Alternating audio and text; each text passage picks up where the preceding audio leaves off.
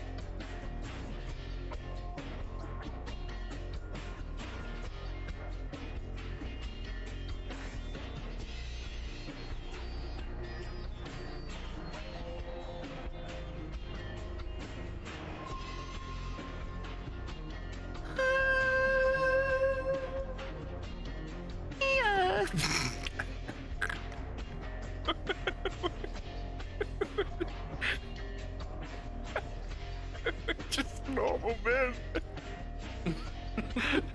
I just innocent men.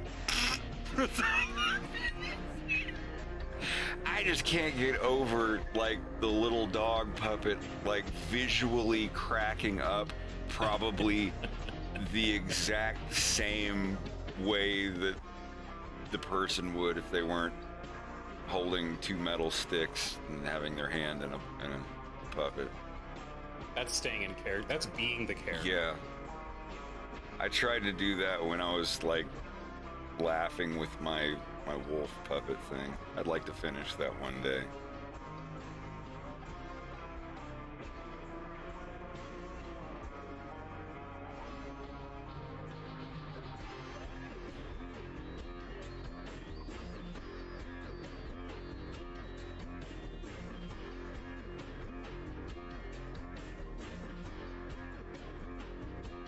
Well, the end begins. I mean, I guess. I think the first shot of the cartoon is gonna be a slow zoom out on James. So when zooming out at the same rate becomes exponentially faster and faster visually, how do you counteract that? Do you make it a linear drop?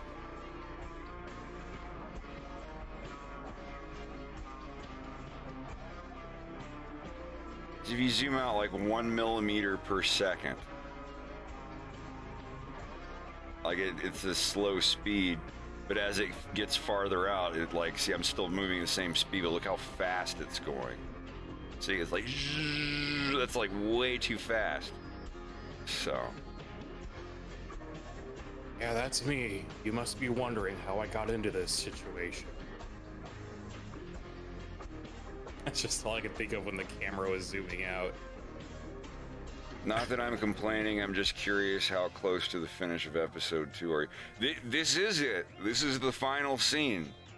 I'm trying, Brian, I don't know if you were here, but I said the release date that I'm going for is March 26th. It's the 30th anniversary in the United States for Star Fox. And if I miss it, then I'll just put it out on the 7th anniversary of Fox in Space Episode 1 the next month. So, it's like a reference to a Clockwork. I actually compared it to that. Like, it is kind of like a slow zoom out. It reminds me of that scene. But it's while James is being talked to on there's gonna be, oh, that looked cool. There's gonna be a hologram screen coming up out of this, kind of like that, projected.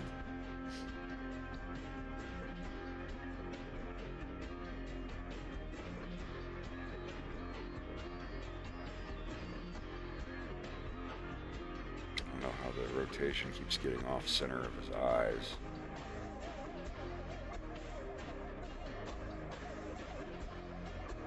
But I think that this would be a, like, kind of starting out here, and Andros talking.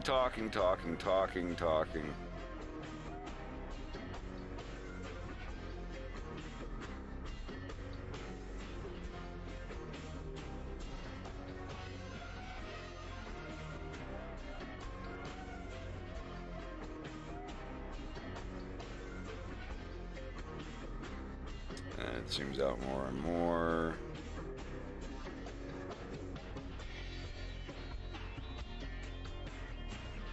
See, I think the camera itself should be up higher.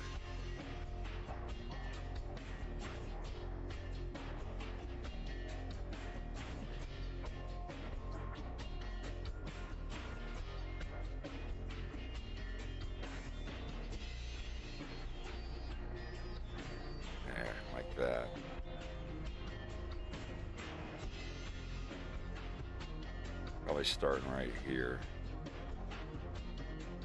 James kind of looking down that way.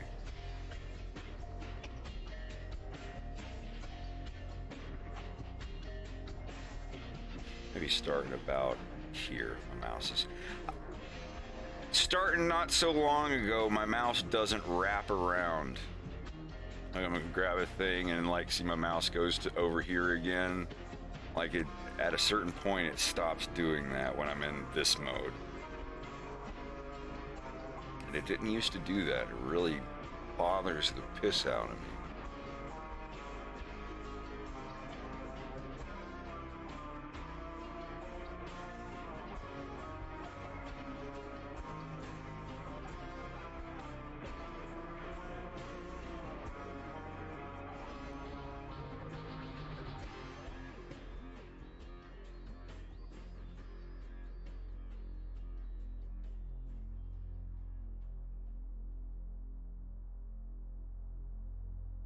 No, in Blender, you have this thing where if you're grabbing something and you move it to the side like this, see, I'm keeping going, and then I get to the edge of the screen and it wraps it over here. See, and sometimes it doesn't do it. See, like here, I'm going to go in first person and look around. My mouse is still moving to the edge of the screen. See, I'll be moving around like this. Watch me try to like show it off and it won't work this time. See, now my mouse is now over on the right monitor I have. It's a multi-monitor issue. See? And now it jumps and fucks up every now and then.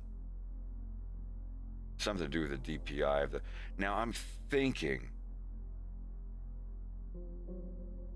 what if I put a buffer over here on the side like that, like something on the edge of the screen that's not, because like if it gets to this part of the screen like right there and then my DPI is so little that it like bumps at 20 pixels, that might be the problem. Let me look and see if it does it at all now.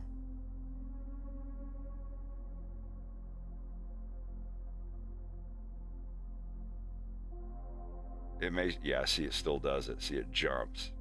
It's causing my mouse to jump when it doesn't. Yeah, I got to figure out what that is. Blender, multiple monitors.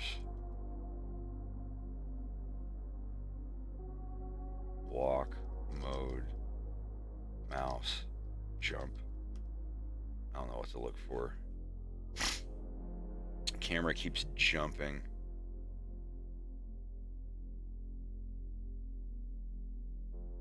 Mouse cursor leaves Blender window when using walk mode. That's literally my problem. It seems Blender 3.3 broke the feature. That's literally the version that I noticed the problem in.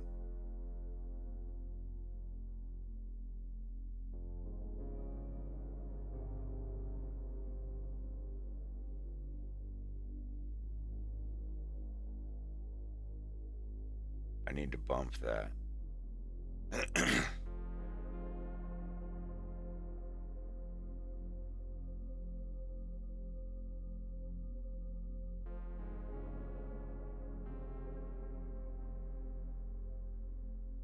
X-Way land.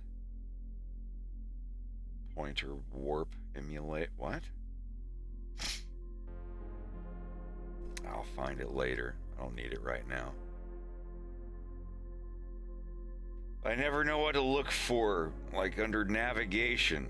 There should be like a mouse wrap thing.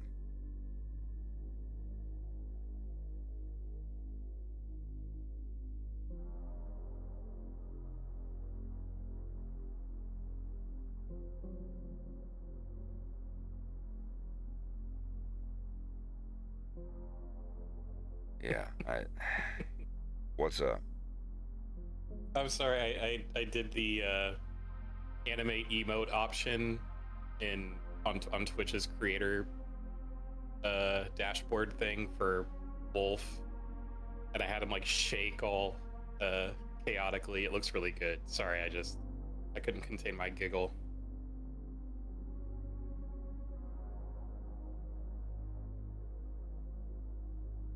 You know, you can test your emotes out in my chat. I'm gonna do that. Well, I think this one might have to be approved. Well, some of them are approved automatically and some of them are not. The animation ones? The animation ones have not been approved. Hey, I've never used an animated emote, so I don't know. It looks really good. From the preview. Yeah. Using Photoshop to make the GIF. Oh, card holders got some going. Right. Oh, an Orbity. Cool. You're too much 62, because there's so many other users whose name starts with 2 MUC. you're that probably what it means, that you're the 63rd person to have a Twitch name that starts with too much. Oh, maybe. No, yeah, because if you were the only one, then the code for your things, the code for your things is the first 6 letters. That's why all of mine are AFoxIN, because that's the first 6 letters of my account. But it's like, well, what if you and someone else's name that's like too much watermelon, and they have one called LOL. You can't both just be too muck LOL. Yeah. So yeah, I guess that means you're the 63rd person or whatever, because like the second person with too much in their name was probably too muck 1, and then their emotes. Yeah. I will say, because I told Fred this, that I had card holder in mind when coming up with some of these.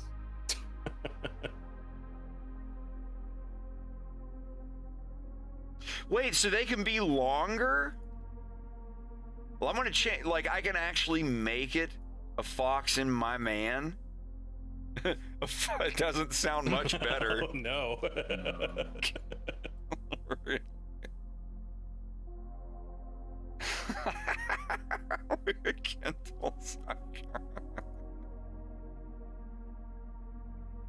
I'm gonna look at it. I'm gonna edit. Can I edit?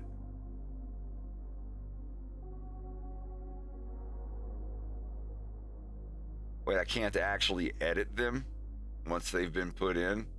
You have to like take them down and re-upload it. Yeah. What? That's fine. Don't care. All of them are like one word.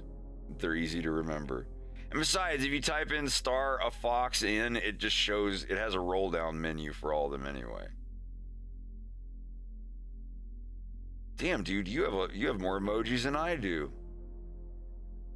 I have 6 plus 2 animated ones. Panther and yeah, I really got the 6th regular one is up waiting for approval, and the 2 other animated ones are waiting approval. Maybe an AI thought it was titty.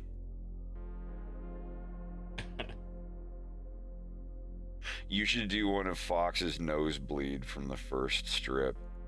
Oh my god. Not joking. Maybe for tier 2. Remember, you only get one for each tier past that. So I have 5 more animated emotes I can do. And then 5 standard ones that are just free. So I've streamed for so long, I can have 5 free emotes, even for people that aren't subbed. I'll make them plain and in black and white and unfulfilling. I'll just make it all the regular emotes, but just like the right half of them is cut, so there's nothing on that. So they get half of the emote.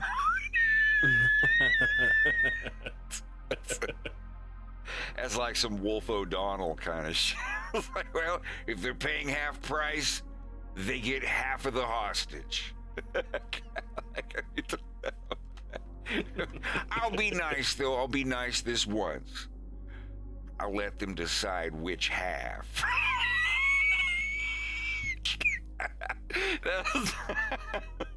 Please, Mr. O'Donnell, please give us back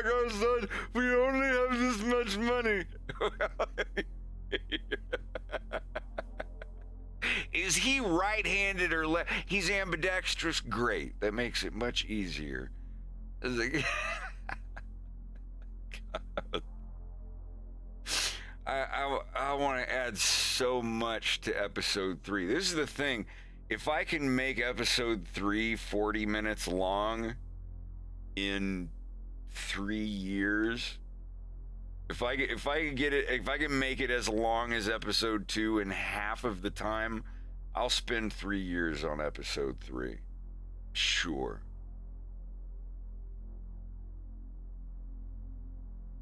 Yeah, Friars Rubbing Wood. I was actually mentioning that today.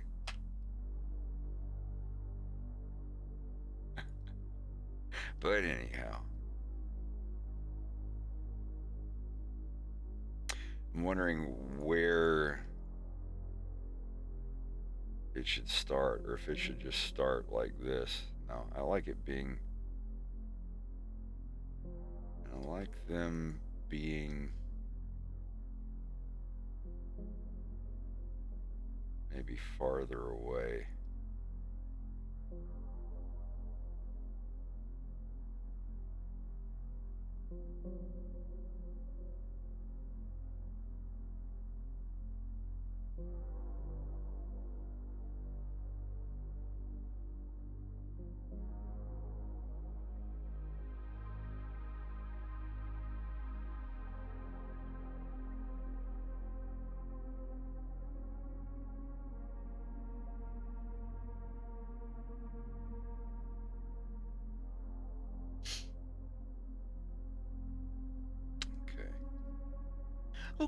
Okay.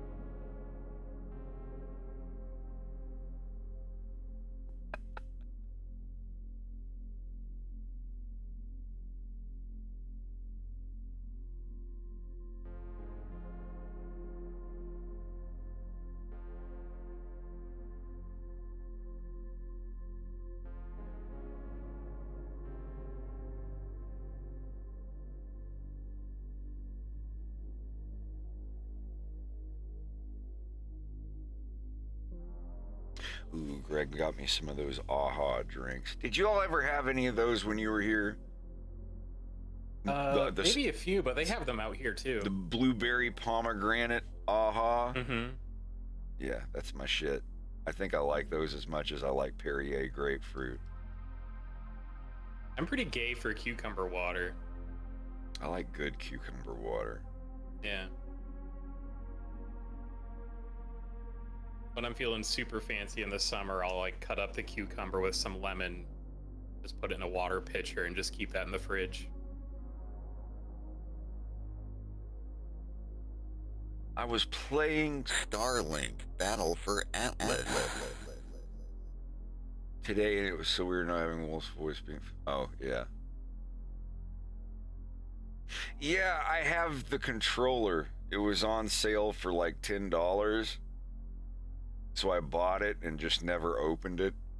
Maybe I'll sell it one day. Probably won't. I like physical Star Fox merchandise.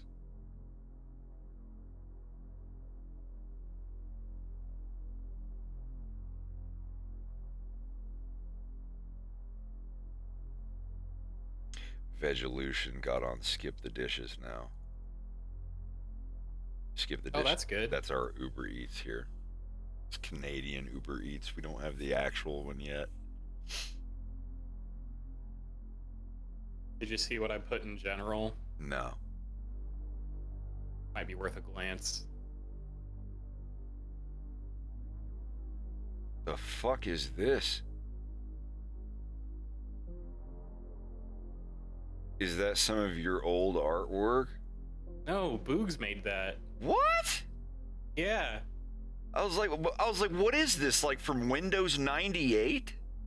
I'm sorry, I was like, wait, it doesn't look like your style, but it's like from Windows 98. What is this, like small? I think it's a post-it note that Boogs just Wait, drew on. what? Yeah. I'm like zooming out now. It was kind of like zoomed in. I thought it was a Windows 98 screenshot. I thought so too. It's like, It's so good.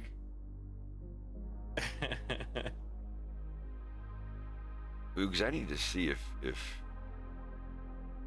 you would be up for, like, Boogs and Bubba both seem like that they would have a really easy time drawing in my style. Mm-hmm. Boogs, I don't know if you're up for learning Blender. That's why I tell, like, I have a couple of really close friends that I want to teach Blender to, like, so they can help with my cartoon. If they want to, they'll be paid. But I think Boogs and Bubba both, like, their styles seem like they could transfer over to mine. Like, if they needed to draw something in my style, that they would be able to do it pretty easily.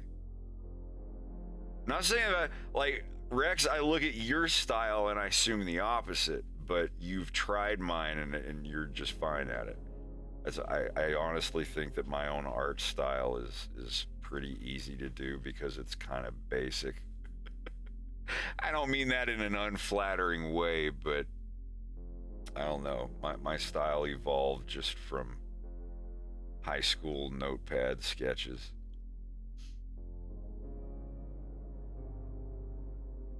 Sorry, I genuinely thought this was like some 20-year-old, like, oh, this is when I drew in a different style.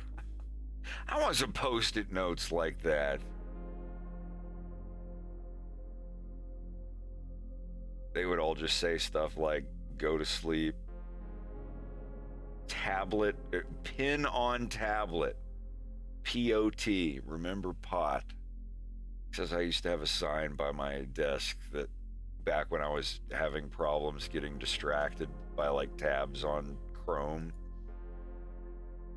I would have a big sign down there that just said pin on tablet. It's like, get back to work, pen to paper. Nah, Boogs, it's all right. After I finish episode 2 and I've got some downtime to experiment and spitball and think tank some stuff, I want to teach a couple of people how to do what me and Rex are doing. And Bubba too, like he made a great animation. He knows what he's doing in that. Maybe Harp and Greg and anybody else. Anybody that just want, you know, like, I want to make $100 today. Hey Fred, do you have any work? Yeah, here's this scene and this scene. You get these done in the next couple days, I'll give you $100 right now. Just send them to me when it's done. Like, yeah, that'll be great, because if nobody wants to do it, nobody wants to make $100, that's fine. I'll still be animating and working. But if I've got, you know, like 5 or 6 hours of work to do, I look at it, I'm like, yeah, this is probably gonna take me about 5 hours, 6 hours to do. I'll just like message one of y'all and be like, hey, anybody want to take this block of work? Or I'll have a whole lot of it and be like, hey, this is going to be like 3 or 4 days nonstop of work. If y'all want $300 or $400, I'll give it to you now and just get back to me. Like, I've gotten really good at eyeballing how much some work is going to be. But yeah, I'm probably gonna start it out as $100 blocks of work. So, something between 6 and 7 hours, somewhere around there, just roughly. Just if it's a little over, if it's a little under, it's whatever. Like I don't think people will mind just, you know, getting $100 in advance for something. If I send something to someone and they're like, this is actually a lot more work, then you know, we'll negotiate. Be like, how much more work do you feel it was? And then I'll adjust and you know, move things appropriately. Like I said, this is going to start out as a close friends thing on an honor system. And as long as everybody involved feels like they're getting paid the right amount for their work, it'll keep going. And this cartoon will get done like 4 times as fast, as long as I have the money to pay people. If my Patreon goes up a little bit, I'll be able to pay some people for extra work. Episode 3, I'm going to pace it out first, and when I have all of the audio and everything storyboarded in place, I will have a progress bar. There's no reason not to. I'll try my best. But I don't want to have it drag and be such a slog like episode 2 was. I wish that Blender was as good as it is now 6 years ago. If somebody got a hold of me 6 years ago with a copy of Blender 3, episode 2 would have been done in like 3 years. Easy. And a lot of the scenes would have looked better. But, you know, I did what I could with the tools that I had.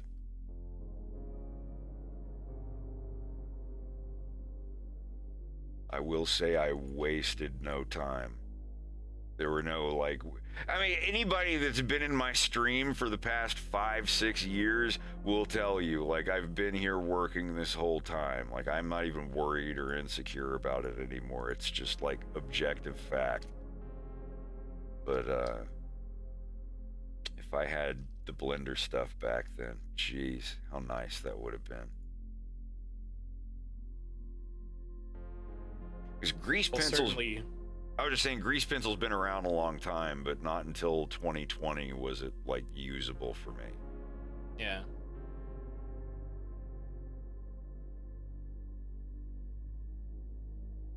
What were you getting ready to say? Oh, just that episode 3 and any subsequent cartoons are going to be coming out much faster than episode 2 did. Because how much of episode 2 was just trial and error, you know? And on top of the fact, you know, obviously you were the only person animating this. So, but yeah, you've kind of found your stripes in your process with Blender and everything. And that's only going to improve too as you go, and you're going to have more help. Animating by myself, if I'm animating full time doing everything, I can get about a minute a month. Sometimes if there's scenes where it's just people sitting in a bar talking to each other, I can get a minute done in like a week. Like on the scene with James and Des, there was a minute of that scene that I got done in 6 days. I remember that. I got over a minute done in 6 days. But it was just it was a camera cutting back and forth between them talking to each other.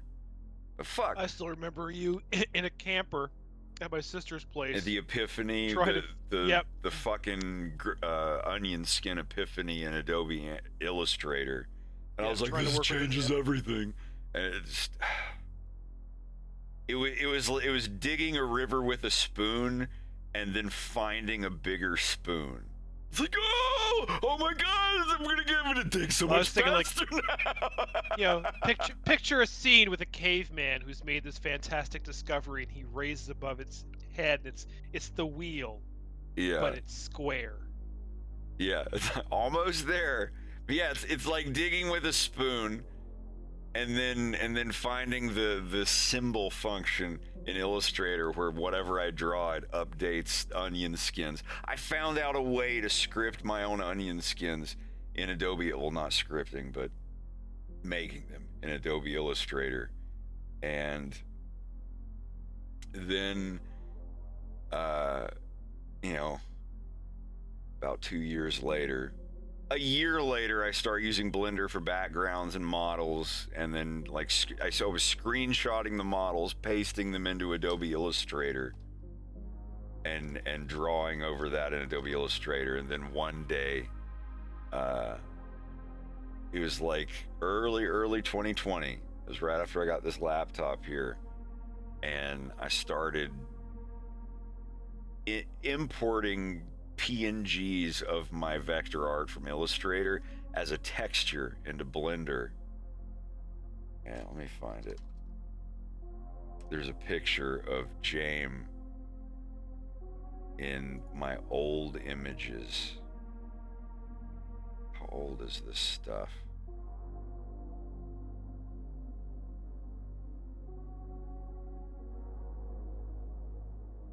So old.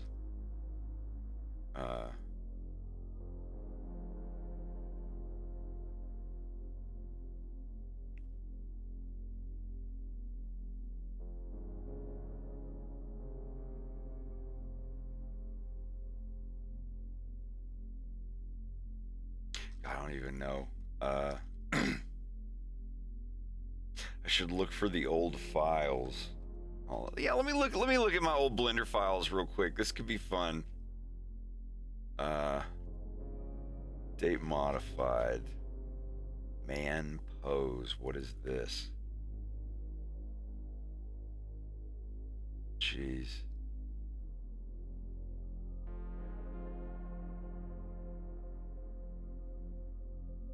Look at my oldest files in these.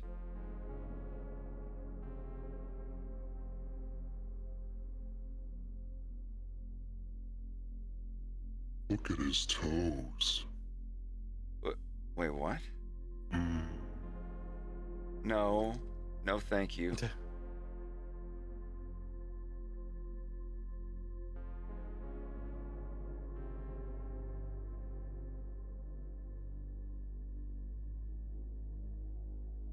Yeah, why isn't my...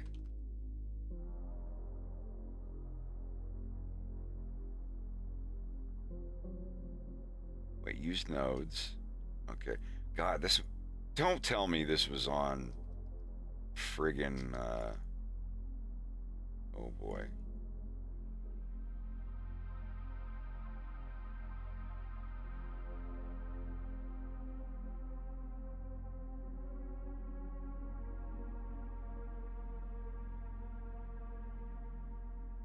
I don't think... Oh, okay. Yeah, this was in 2.79, huh? Holy jeez.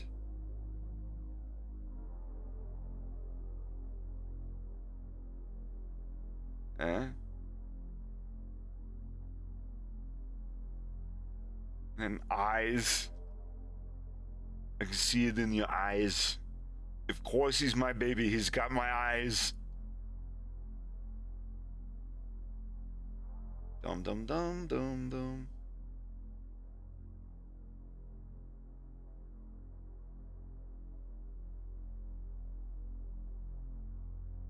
Yeah, there we go.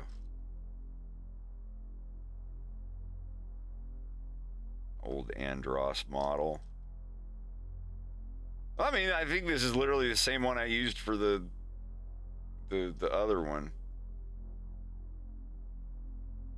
He's like, oh, what the fuck is this?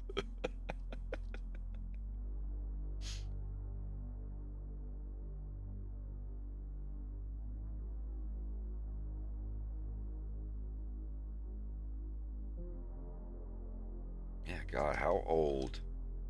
It was definitely saved in 2.7.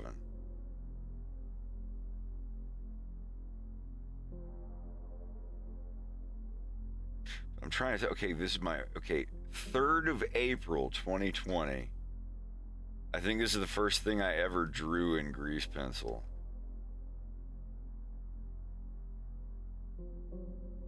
Yeah, God, I didn't even name the materials. You should sell that as an enamel pin. An NFT.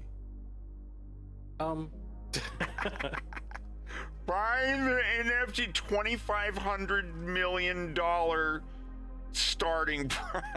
A Fox and Ethereum.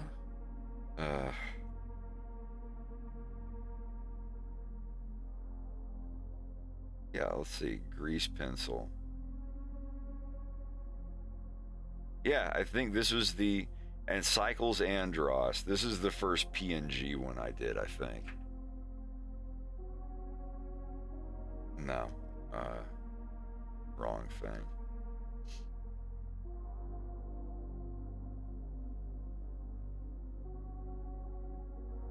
Sagan and Sonny and Shears, I made their models in late 2019. I did do Shears, didn't I?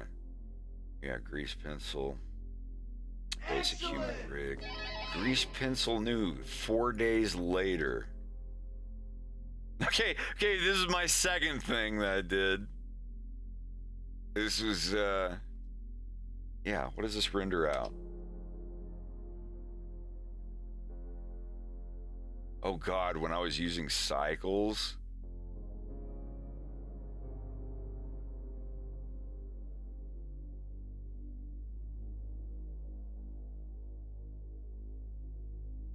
Oh wow, I'm not even using my GPU for the noise reduction. Yeah, this was 3 years ago. I've been doing grease pencil for 3 years of my cartoon now. Although granted, the entire year of 2020 for me, I was indoors. I mean, everybody was. I was indoors learning grease pencil. I spent like the entire year making that first train scene.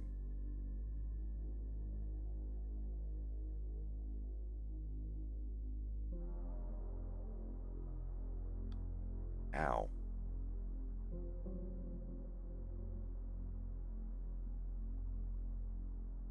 I don't know what this is rendering.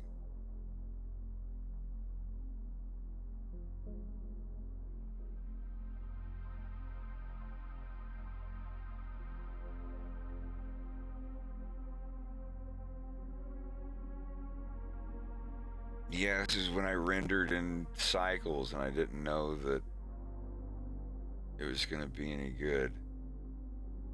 And then I found, you know, back when I was like, oh, EV, that's like a game render. I don't want to fuck with that.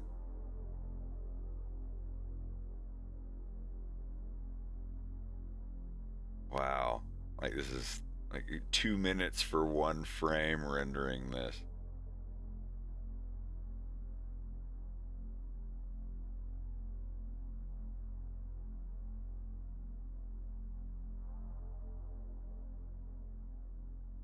Well, let's see what it renders. I know my sound is fucking up. Yeah, you're popcorn right now. Yeah. Oh, and this is back when I was using freestyle lines. This is before the line art modifier existed. It was like a post pass. Yeah, there we go. This was... It's like, hey, it was like, I'm on the set of the new Aliens movie. Where like the fog is like a weird thin layer.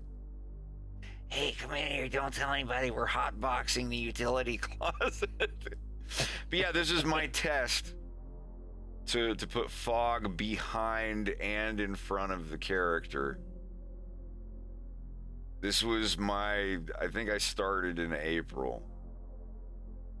Like April 3rd, that other file that I did was, let me see.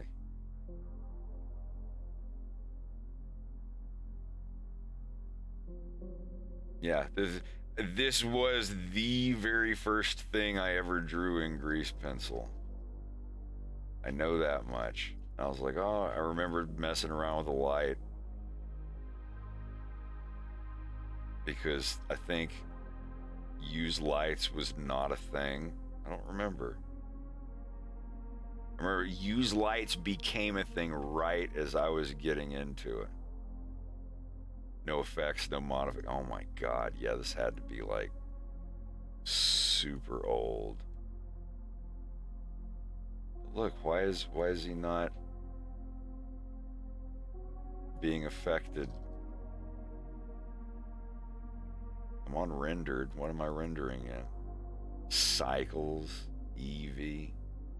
Yeah, see, like for some reason, like he's not even being affected by lights because, yeah, what gives? Are the materials set to be like the?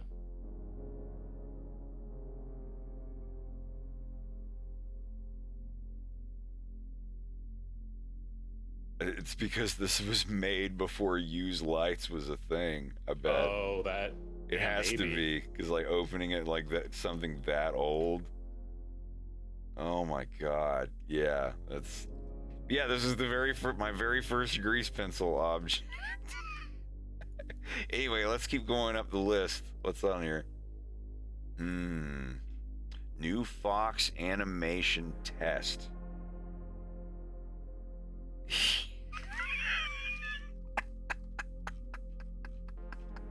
This was the 9th of April. This was 6 days after I discovered grease pencil and decided to use it.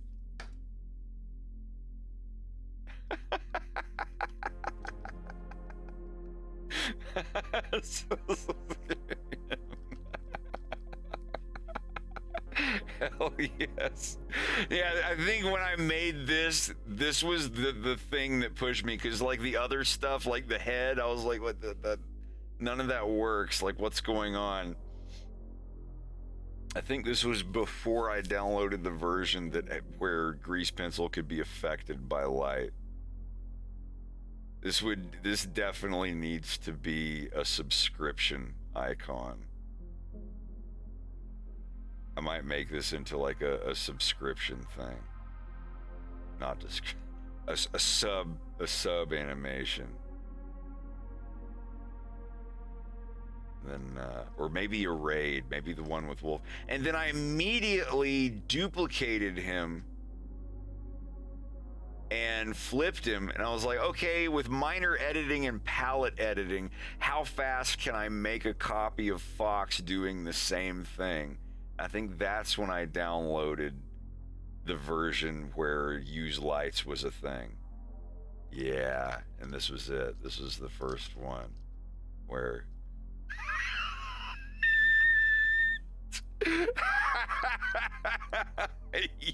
yeah. Hell yes. This pig back here, I forget what that was for. Yeah. But yeah, I made the copy of Fox and turned it into Wolf in like 10 minutes. It was so effortless. And then by the time I made this and put these lights in, I was like, this looks exactly like something I would edit in Sony Vegas. I'm switching. This is when, speaking of raids, hi Ray. And friends, I'm going through my very first files. This is April 3rd, 2020, when I first got into grease pencil. God, even my shortcuts don't do anything. Ah! No! These are all like barely 2.8. But then I tried a little animation of Fox. This is my first animation in grease pencil.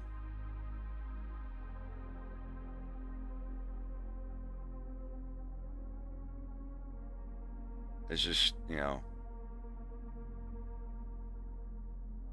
and then I made a copy of him. I was like, well, you know, let's make a copy of him and change the colors and whatnot, and just mirrored it. Added an eye patch and oh my god, this is still like old stuff. This is April 2020. Did it crash again? No, I think we're good.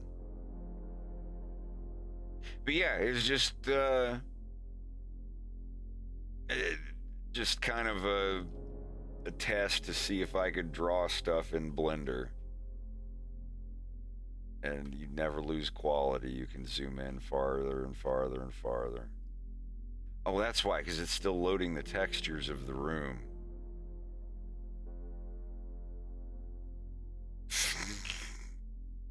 And the little floaty things.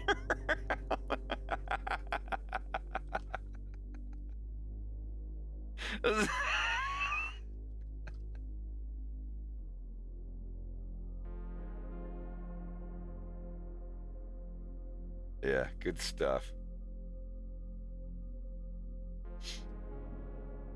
Yeah, I mean it's 2D animation. I drew these. They're not like, you know, cell shaded or whatever. It's still hand drawn stuff. And then, you know, fast forward to now. God, I'm getting all nostalgic over here. I mean, it's only literally 3 years ago, but God, the advancements we've made.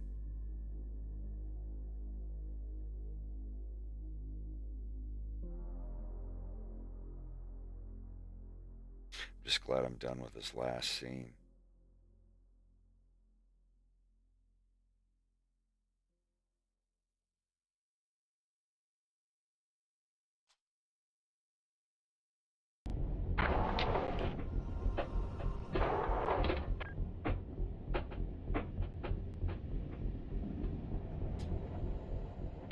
Now, let me load all the scenes first.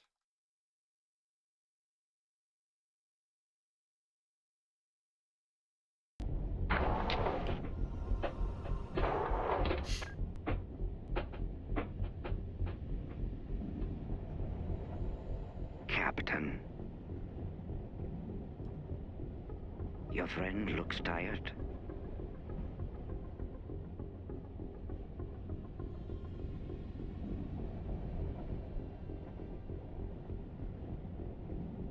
We were informed that you carry a sort of improvised shooting instrument. Please place it on the table and calmly step away.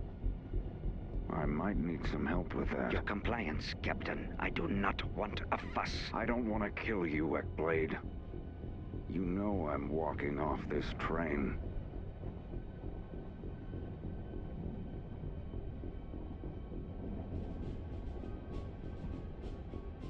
My partner seems to think that I know what he said.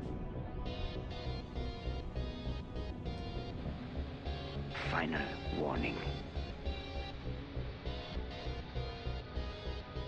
Detritus.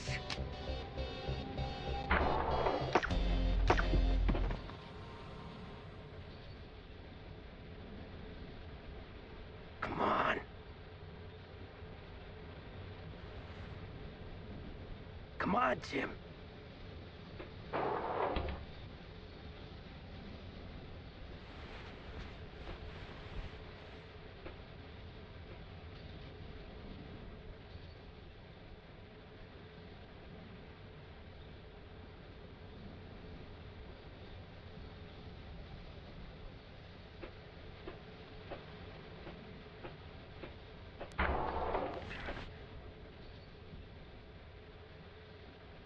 Premier Andros will speak with you.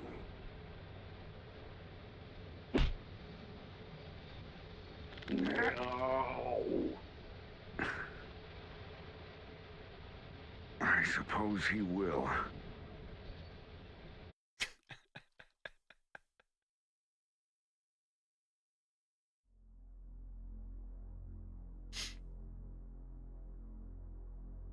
Only couldn't. The red light means it's locked. Let me see here. And homeboy scans the thing. Doop.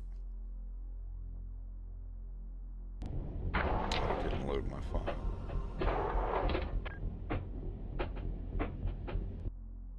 Doom, doom, doom, doom, doom.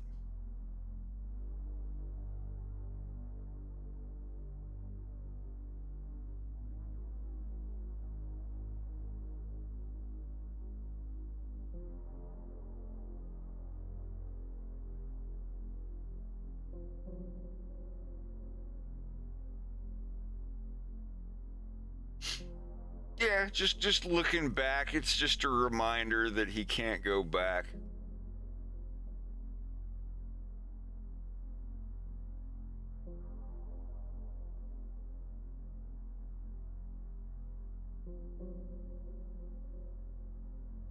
Suppose he could, but then he walks into the place and they see him.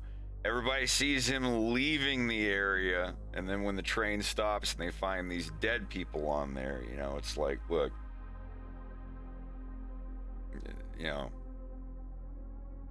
if they see him coming back through, you can think about a lot of stuff, but it's just like, fuck,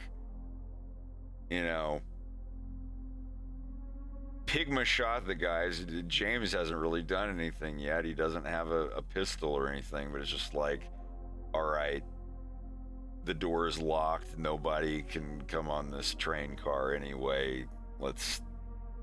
I got to get these discs out of here. I can't get caught with them, because you got to remember, James now has these discs with this very, very important information. Pigma obviously saves his life, saves him from something. But, oops. So yeah, he's just kind of looking back, and it's locked, and he doesn't just buy like, thanks Pigma, I'm on my way, coming now. Like he stops a second, he's just trying to process everything that happened, his options, and knowing what he knows.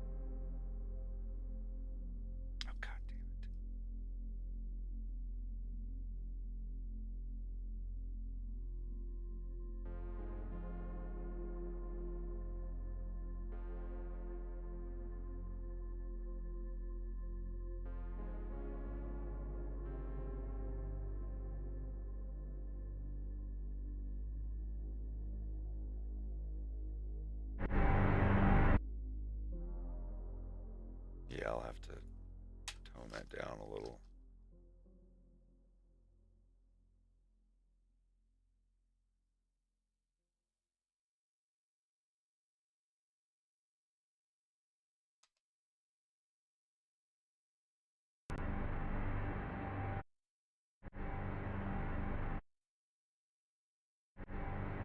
Why is it double there?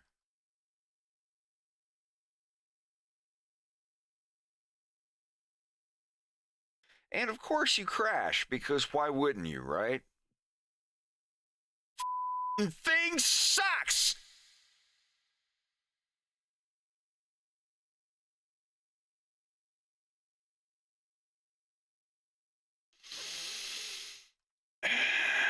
Okay, let's try this again.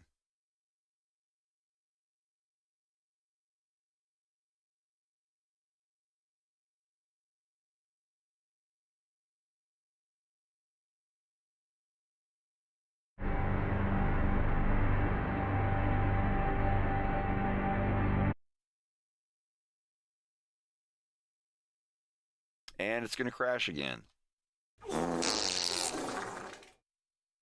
Why? Hey everybody, we have another riddle to solve now.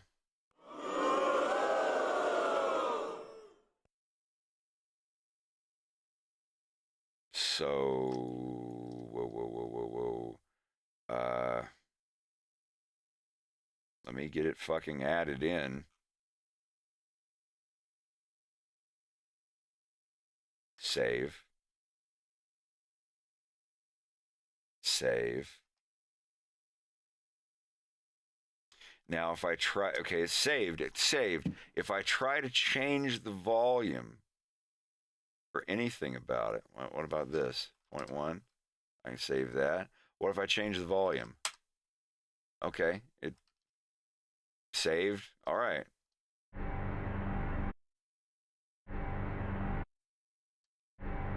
Yeah, okay. Could have been worse, I guess.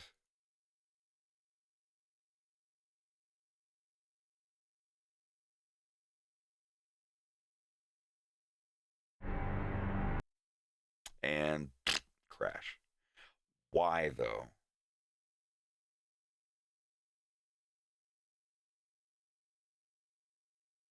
Why does it get deframed?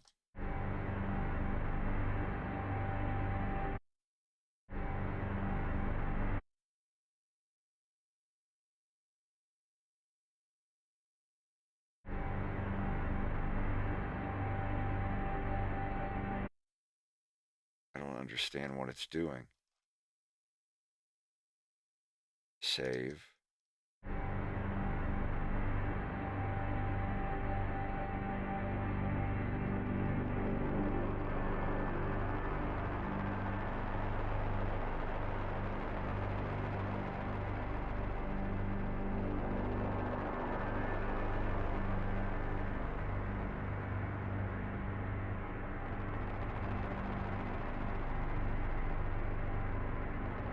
Seems fine now.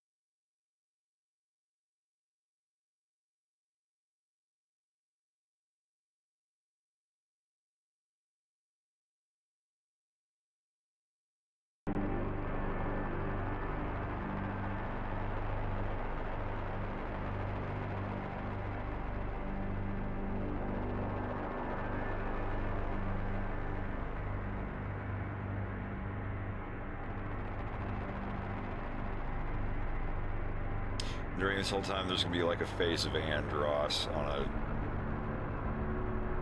hologram thing talking to him.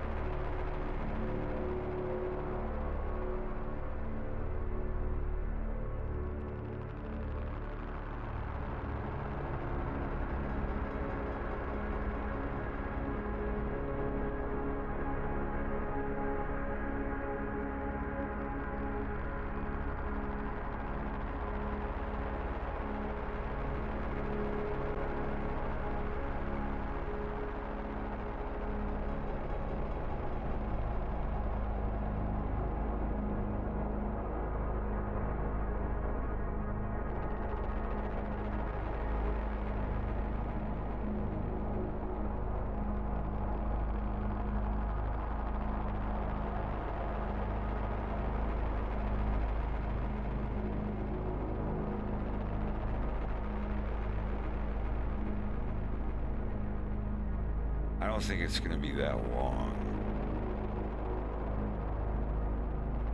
This is about where the... And 2800, the camera changes.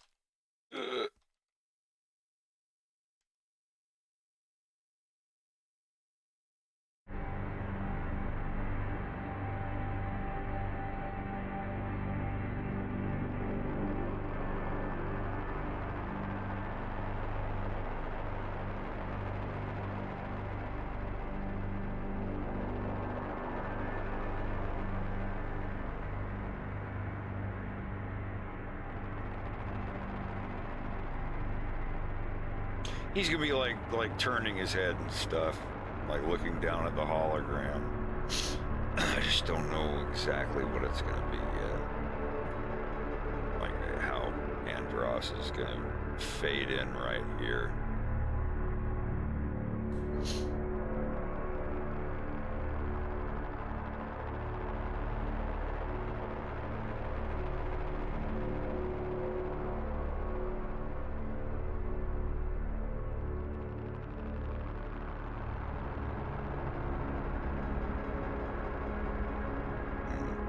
I have to tap a kidney.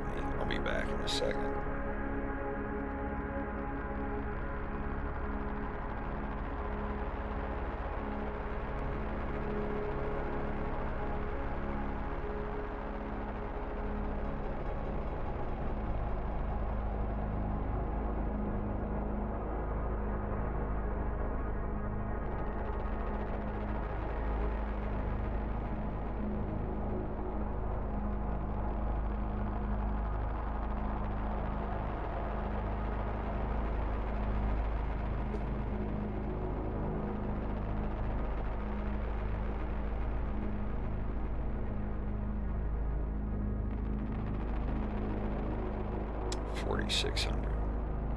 $4,600. So this scene, counting the credits, will be about 3 minutes and 10 seconds long. Like this right here is about where the car rolls up. What the fuck is that? Oh, it's Reese's thingy. It's to be about here. Anyway, give me a sec.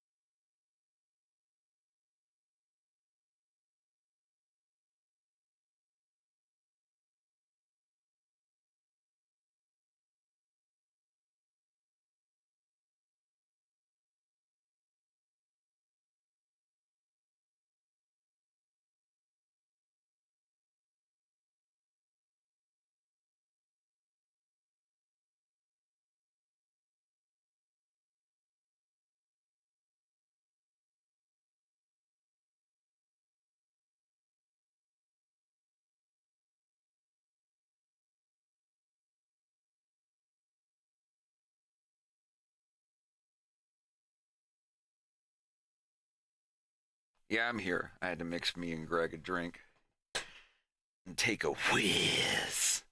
A whiz.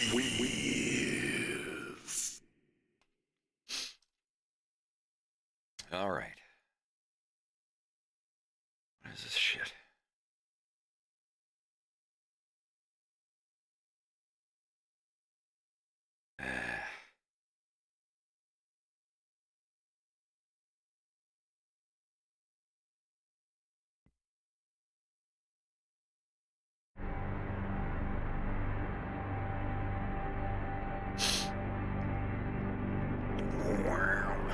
Sounds almost like the music from Dune.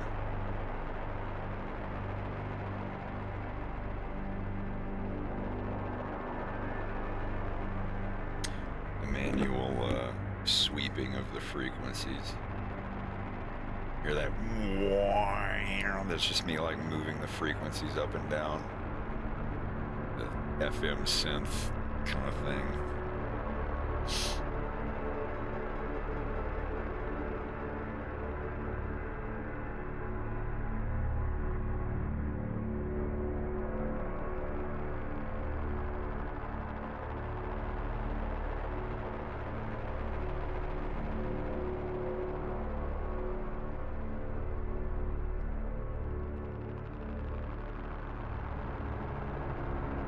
I wonder why they slow it down so much. There's not really any high poly stuff on here. Or on Pigma. Not at all, really. I mean, his head is a little, what if I unsubdivided?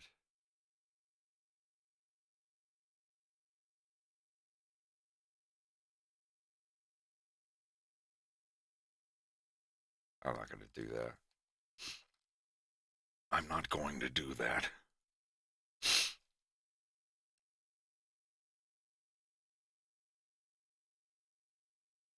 So...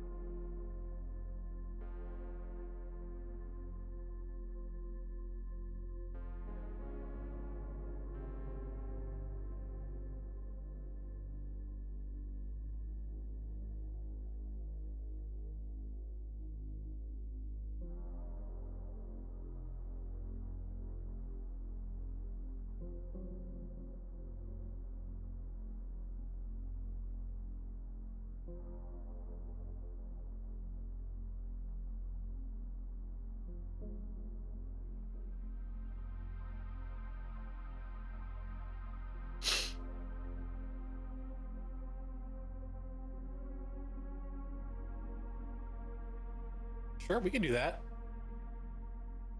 Oh, I'm down. I'm also down. If anybody shows up, I went in there one time and there was like nobody came in. It was while I was showing a bunch of cool stuff too.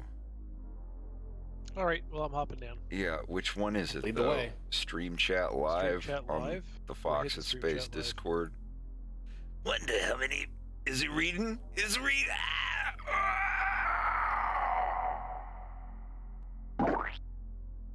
Oh!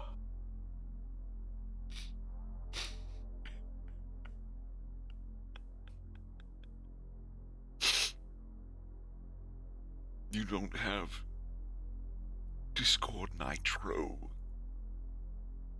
You can't pirate it. Oh, you can pirate Discord. Actually, you can't.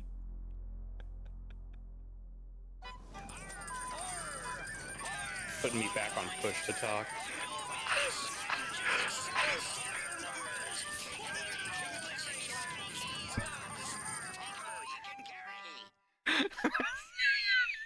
Wait, are you? Are you stuck on it? Well, yeah, you took the mod thing off, so now I'm back on Oh, push to right. talk. Well, if anyone's paying attention, I'm adding Harp and him to that. Can you all talk without push to talk now? Well, I check. always use push to talk, but I can try. Oh, well, I if only you don't care for always it use in push to general. talk, then I won't worry about it for you then. But if Think. you I only don't care for it because it gets in the way of Blender shortcuts sometimes. Or if you we're playing have your anything FL other, it's a Studio, bother. you have your FL Studio filters in place, so I trust you. Yeah.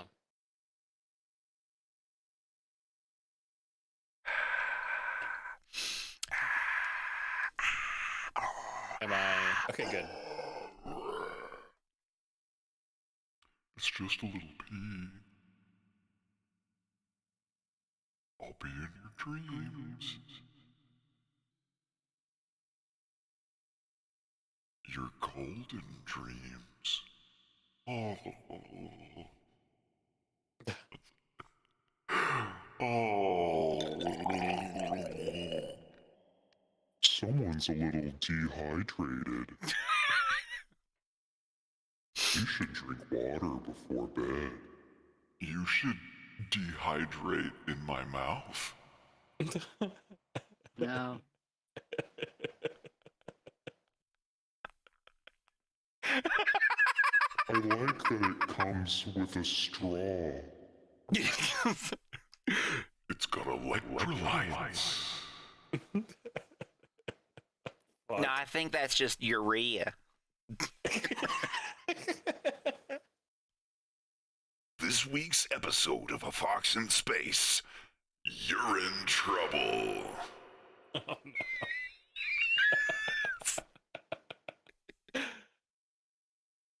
Yeah, what's the matter, Peppy? You got a swollen prostate? A what? Holy shit!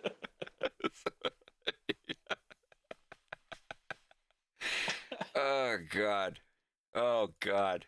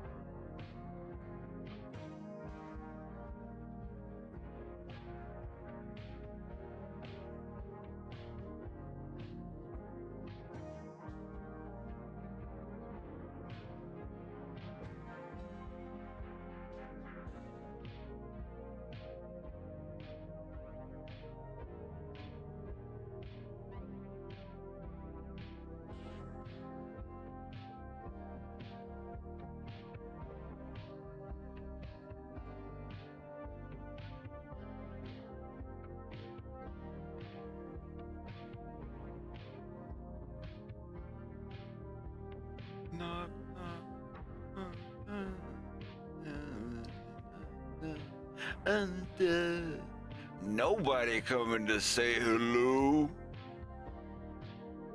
We are in the, yeah, I don't think people look at my server anymore. Bit of a leap. It's also the middle of a workday for some people. That's true.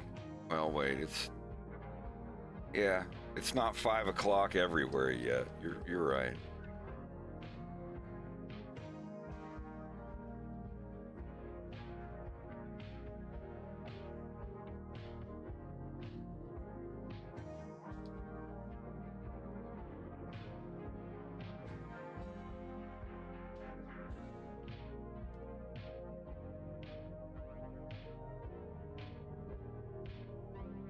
It's on Discord. It's on Discord. Oh, that's rich. That's rich. No, that's Bob, dude. Remember people's names. You may want to get that checked out, man.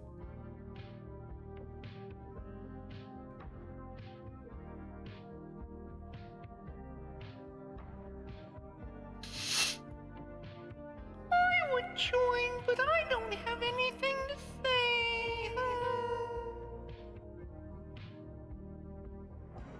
Well, we'd love to be at your wedding if you'd have us. But there must be an open bar.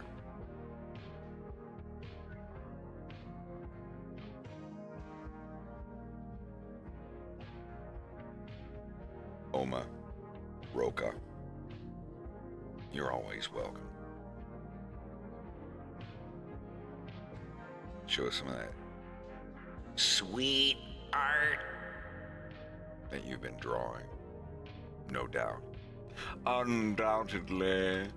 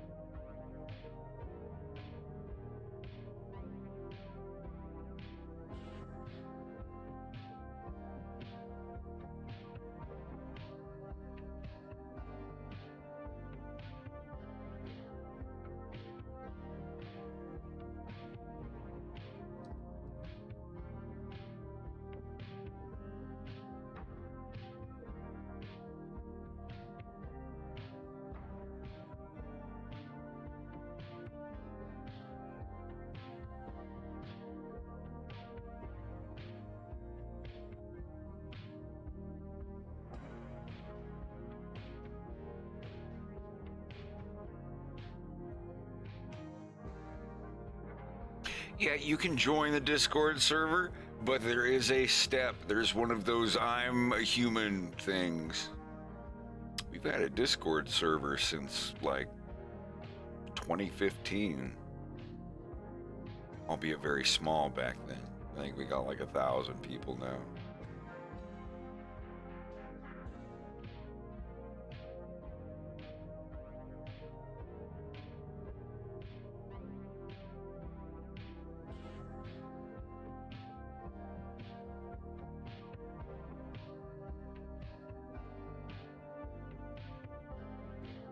.400 users online. I don't know. We prune. We do a little pruning. We do a little trolling.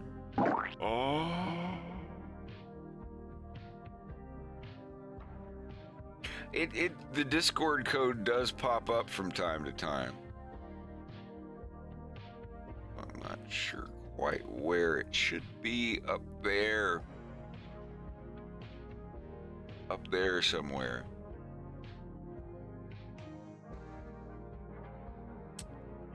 I think it is. I think it is. Ow, ow, ow! Look up there! See, it's been there the whole time. The whole time. Hidden by submarines. You don't see it? You better look while it's there. Type it into something. It is case sensitive. Look, you see it? You see it? It's been there the whole time. It's just hard to find sometimes.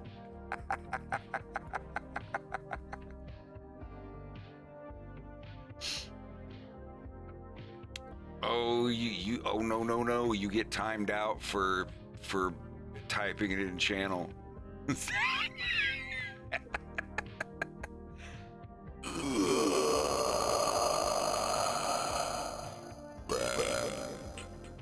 That was a joke.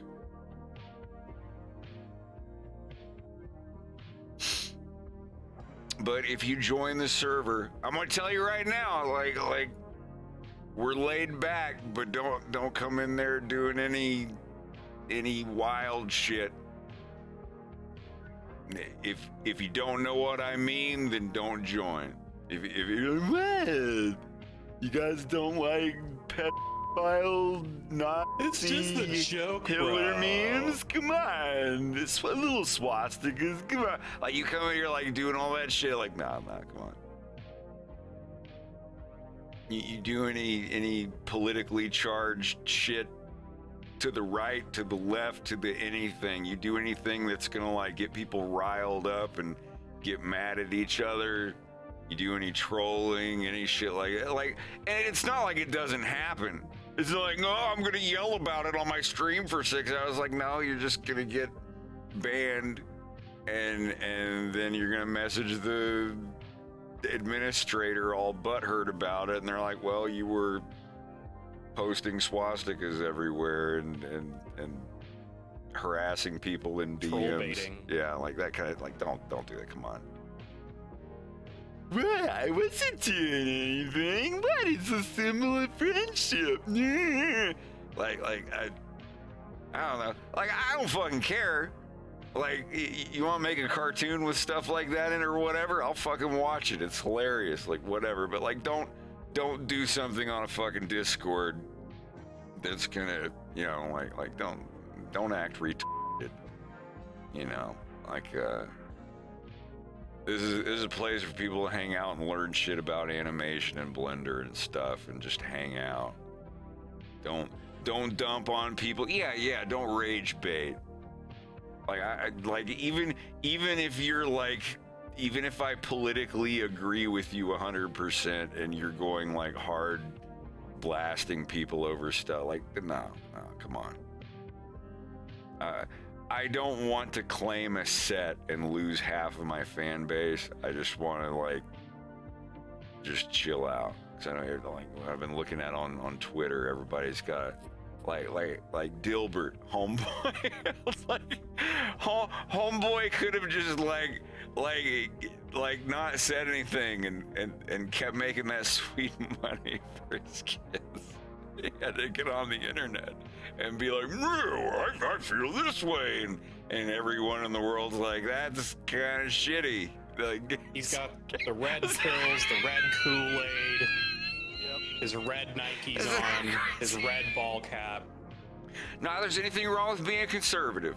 You can lean that way, you can lean whichever way, it's whatever, but like, well, he ain't conservative, he's just fucking I was gonna say, I don't think he's leaning anywhere but out a fucking window at this point. Yeah, like that dude, like that yeah.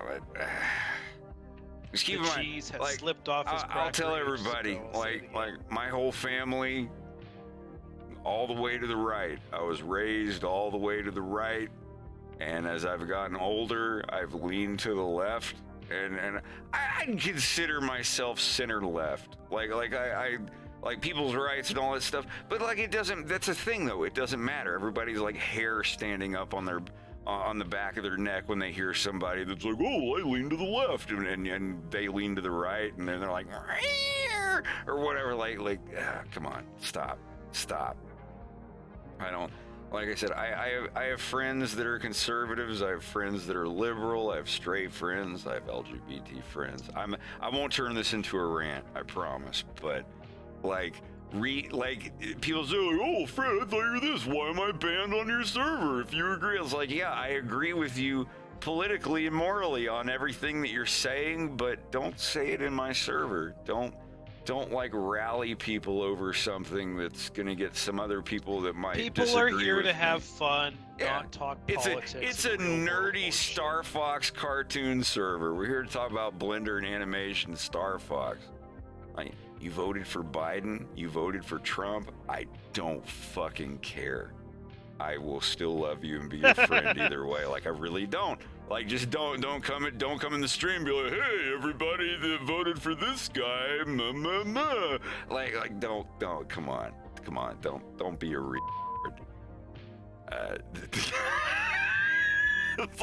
seriously, I don't know, I'm rambling at this point, but I've got that Al Gore rhythm. Tell me somebody made a hip hop song called Al Gore Rhythm and did a thing. Someone did a rap video voicing his Al.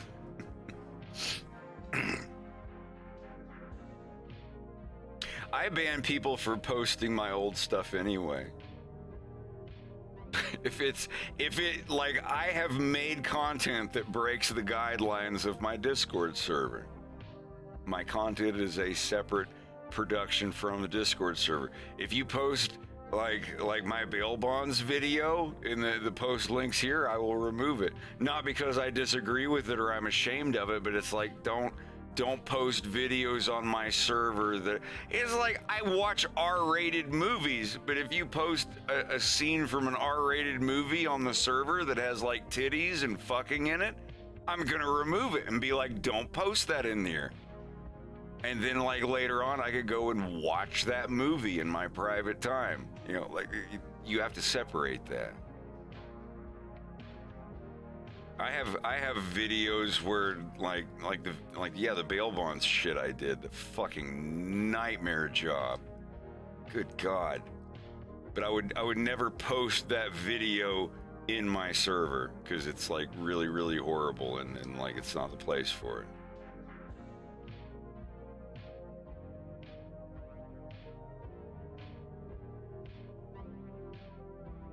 You die, or was it you go to hell? You go to hell and you die. That's South Park. Yeah. Well, Mr. Hatman, please go to the restroom. Well, Kyle, no. You hear me? You go to hell. You go to hell and you die. Yep. That was such a freaking great season one. God, that was way back in the day. Excellent.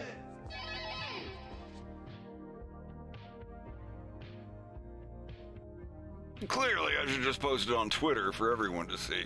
Thank you for the sub, Titanium. The resub. It's going to be really awkward when there are clips of The Violence, my cartoon series, that if people post them in my server, they'll get removed. I'm going to have to work with that because that cartoon's going to be really rough. And it's do I change the rules to where, nah, it's, I don't know. Maybe have a big boy pants room. Where's my James grease pencil?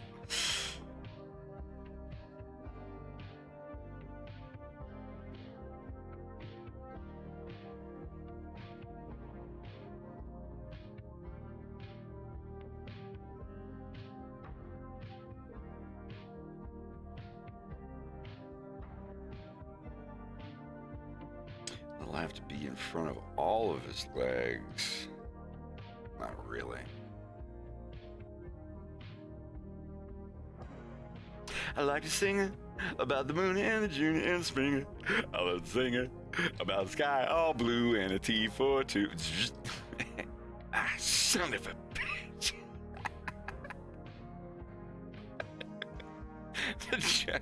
God, that wasn't the pilot. That was episode 1. Cartman gets an anal probe. Yeah. The pilot was Jesus versus Satan. I heard that on the radio when I was a little kid.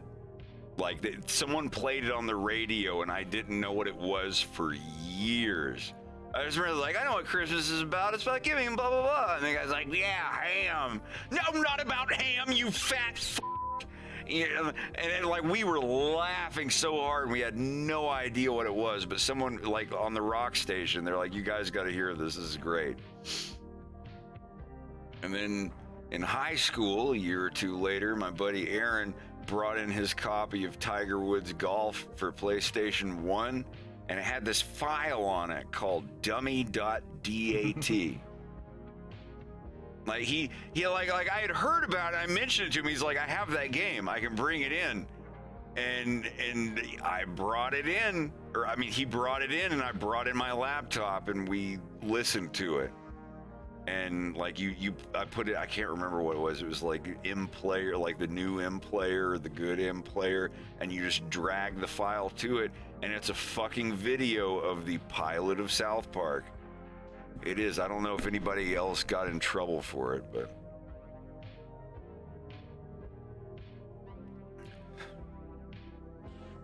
right in the title is, do you have someone else who does your production work? What does that mean? Or are you also producer on A Fox in Space? I have friends that help with the voice acting. I have a friend or two that help with the 3D models and stuff. And other than that, I do everything else myself. So, like, technically the producers of A Fox in Space are my 698 patrons on Patreon. Where is my James McLeod thingy?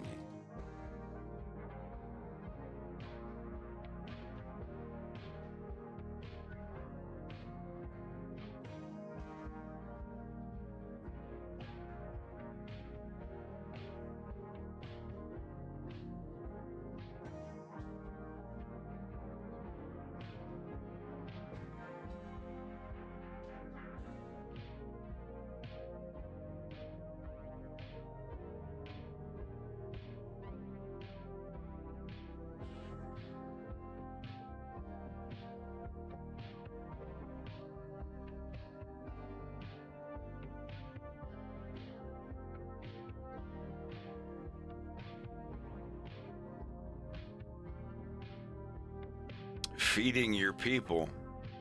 Legalese. I'm sorry, like I understand even less now. Feeding your people. What does feeding your people mean? What does legalese mean? Like I said, this is just a fan project.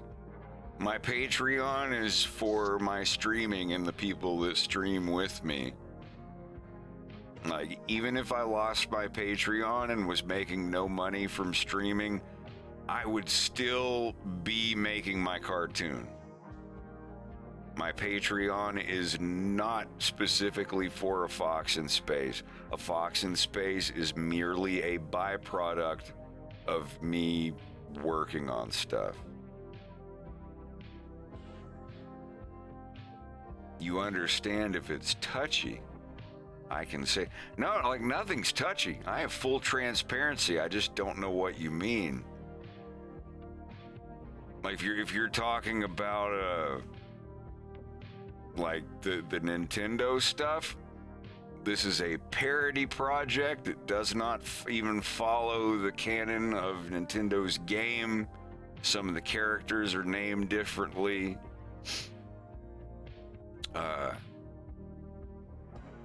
Like, all of the money I get is for my streams. I did have a different Patreon, and it got nuked. I changed it literally 7.5 years ago, and no one's touched it since, so, you know.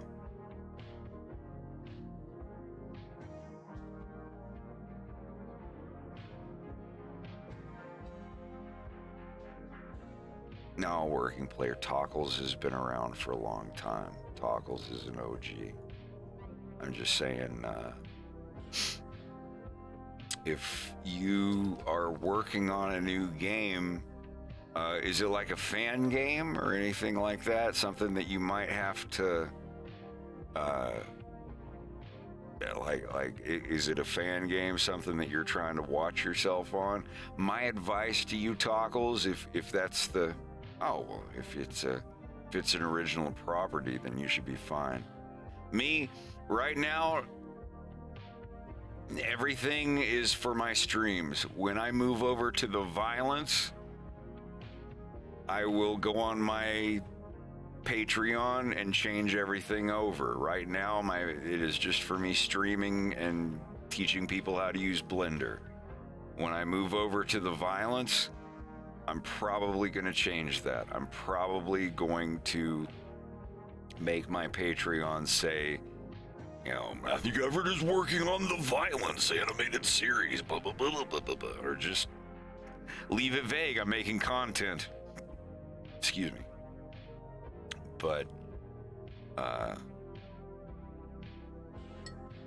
I like when it gets to that, then I'm also going, but that's the thing, when I get over to my original series, I'm going to have 5 or 6 people minimum working on my cartoon with me that I can pay.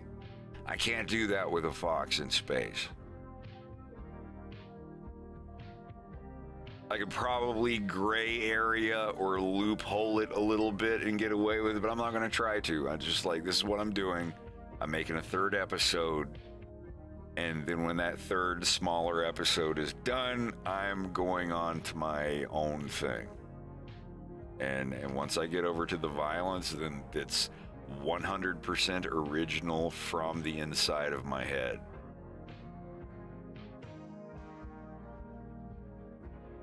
So, that I won't have to worry about. Don't care. Man, gin and tonic with blue curacao smells exactly like Pine Sol.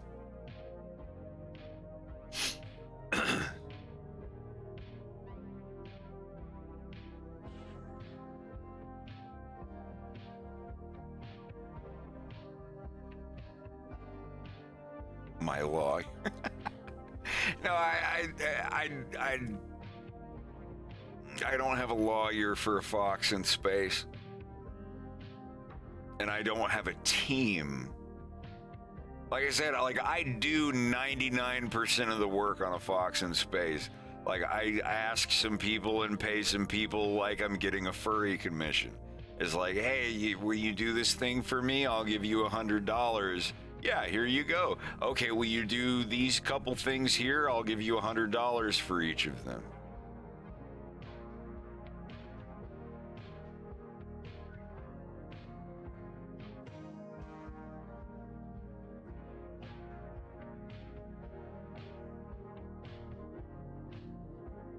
Yeah, I don't have a legal team for anything.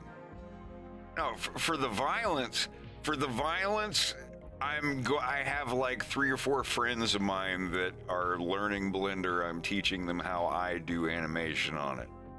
For the violence, sure, but like I said, it's just a personal project. There's nothing I need a lawyer for.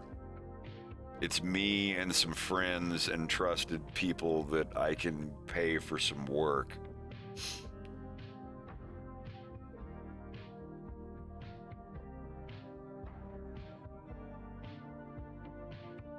Why does everything have to be about feet? Oh.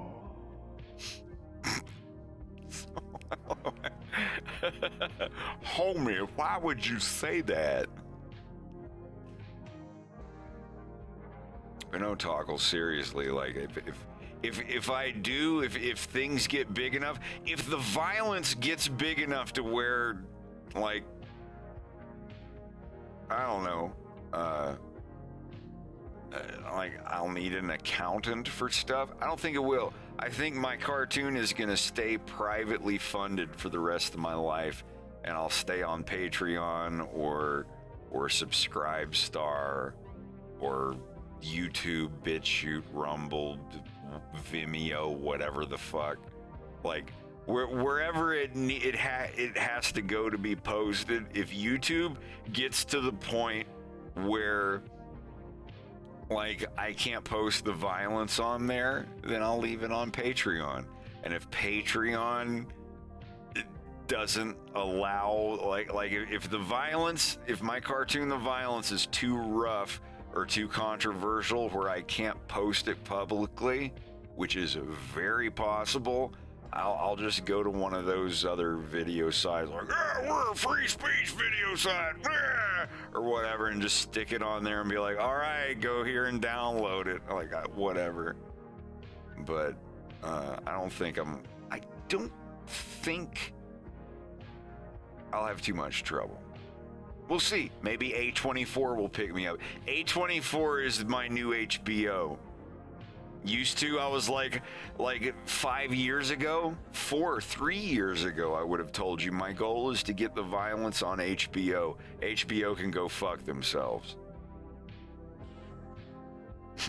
a Rumble original.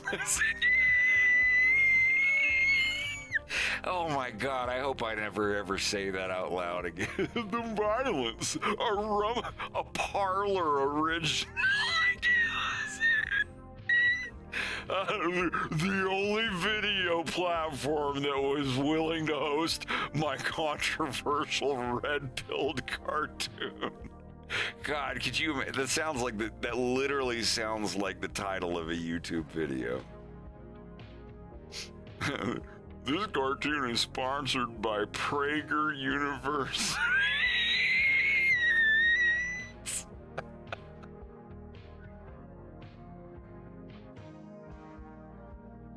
Please stop wheezing. That's how I laugh. I can't help it. God made me this way. Oh, God. I can attest to Fred's tea kettle laugh. It is how he laughs. That's not a thing I do. It's just how I sound. It's like asking a stuttery person to stop stuttering. I can't help it. Like, it's the way my throat was made. It's the way my throat was made, honey. I'll stop. Sorry.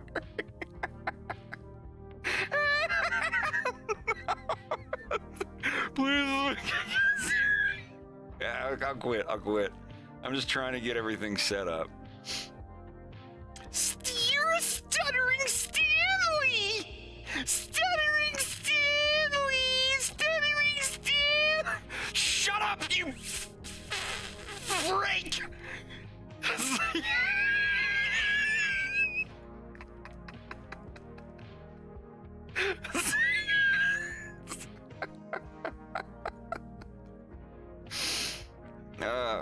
Yeah, if you can't handle my wheeze laughs, you better put some cotton or some camel wide filters in your ears.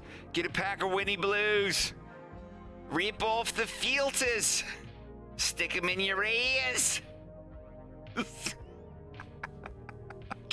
I'm sorry, I can't help my wheeze. It's just the way my throat is. I get it from my father and my mother. Both my father and my mother, when they got into their 40s, like anytime that me and my sister would make them laugh, they would... That's just me. Like when I exhale really hard, that's how I laugh.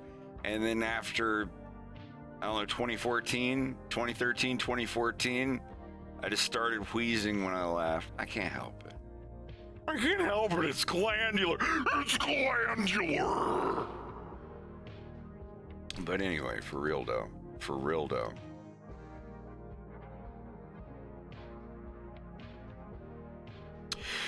So these soldiers, I've got to look back at the scene where Andros is in his office, because I actually forgot.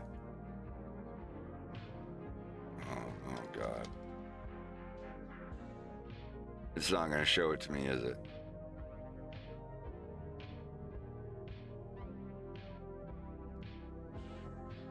In the dead of night. Ooh, ooh, ooh, ooh. Excellent! There they are. Okay. Well, it's literally the same. Oh, it's the exact same fucking outfit as Reese has on.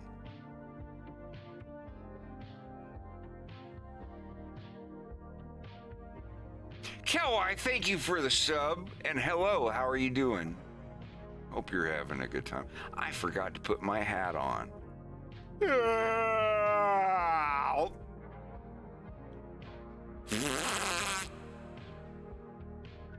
Don't know why my mouth moved when I did that, but sure.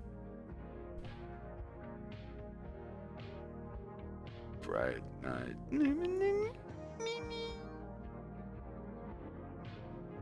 There we go. Yeah, so it's the same exact uniform.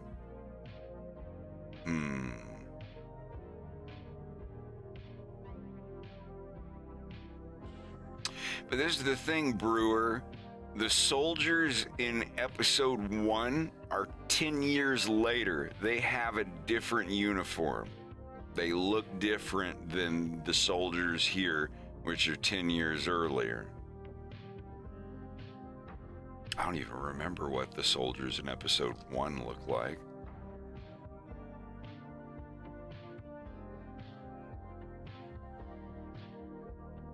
Oh my goodness.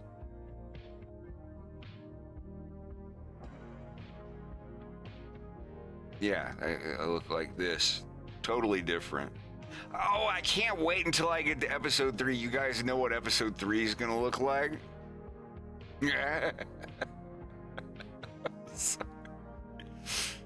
So, you see them here.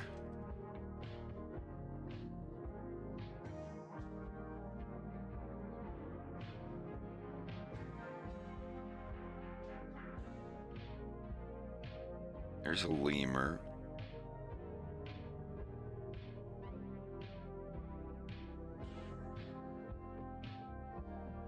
Hey, look! Oh, no shit. See? I told you he was Starfuck. Oh, I forgot!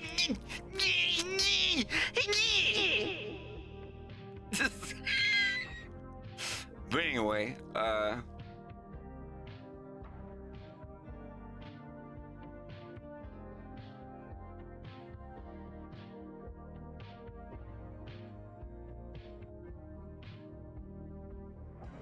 I just want the Wii to come back, that's all.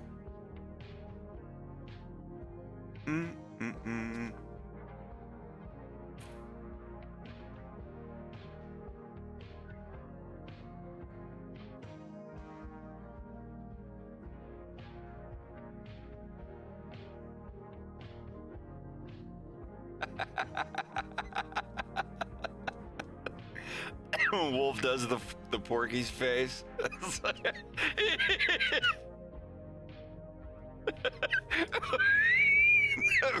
was my favorite thing in the whole cartoon. And Wolf bites his finger and he's just like, oh, fuck.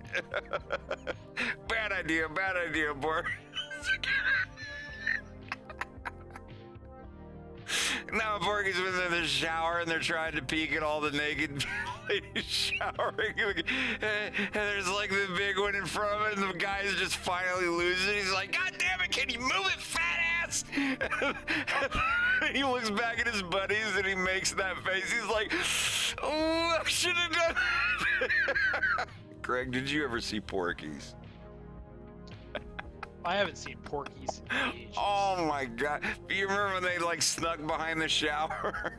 Yeah. And they're like, oh my god, all these naked ladies, oh my god, they're all naked. Yeah. And the one guy, there's like this front of the fucking hole. Yeah. And he can't see it. He gets so frustrated. He just yells out loud, "God damn it, can you move it fast?"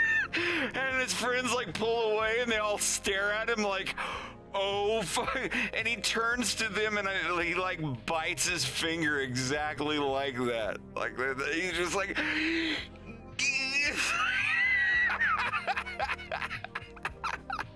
oh my God. Yeah, I will say, like, Wolf biting his finger here, that is directly inspired by, like, the guy from Porky's that does that. I thought that's so great. I'm sorry. Silly movie, but that was funny. The coach grabs him by the wang.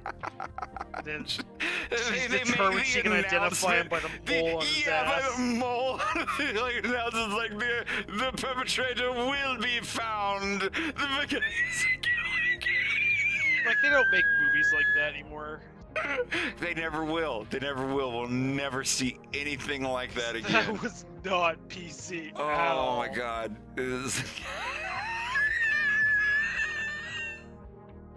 I say that though, and they've made some similar like. Yeah,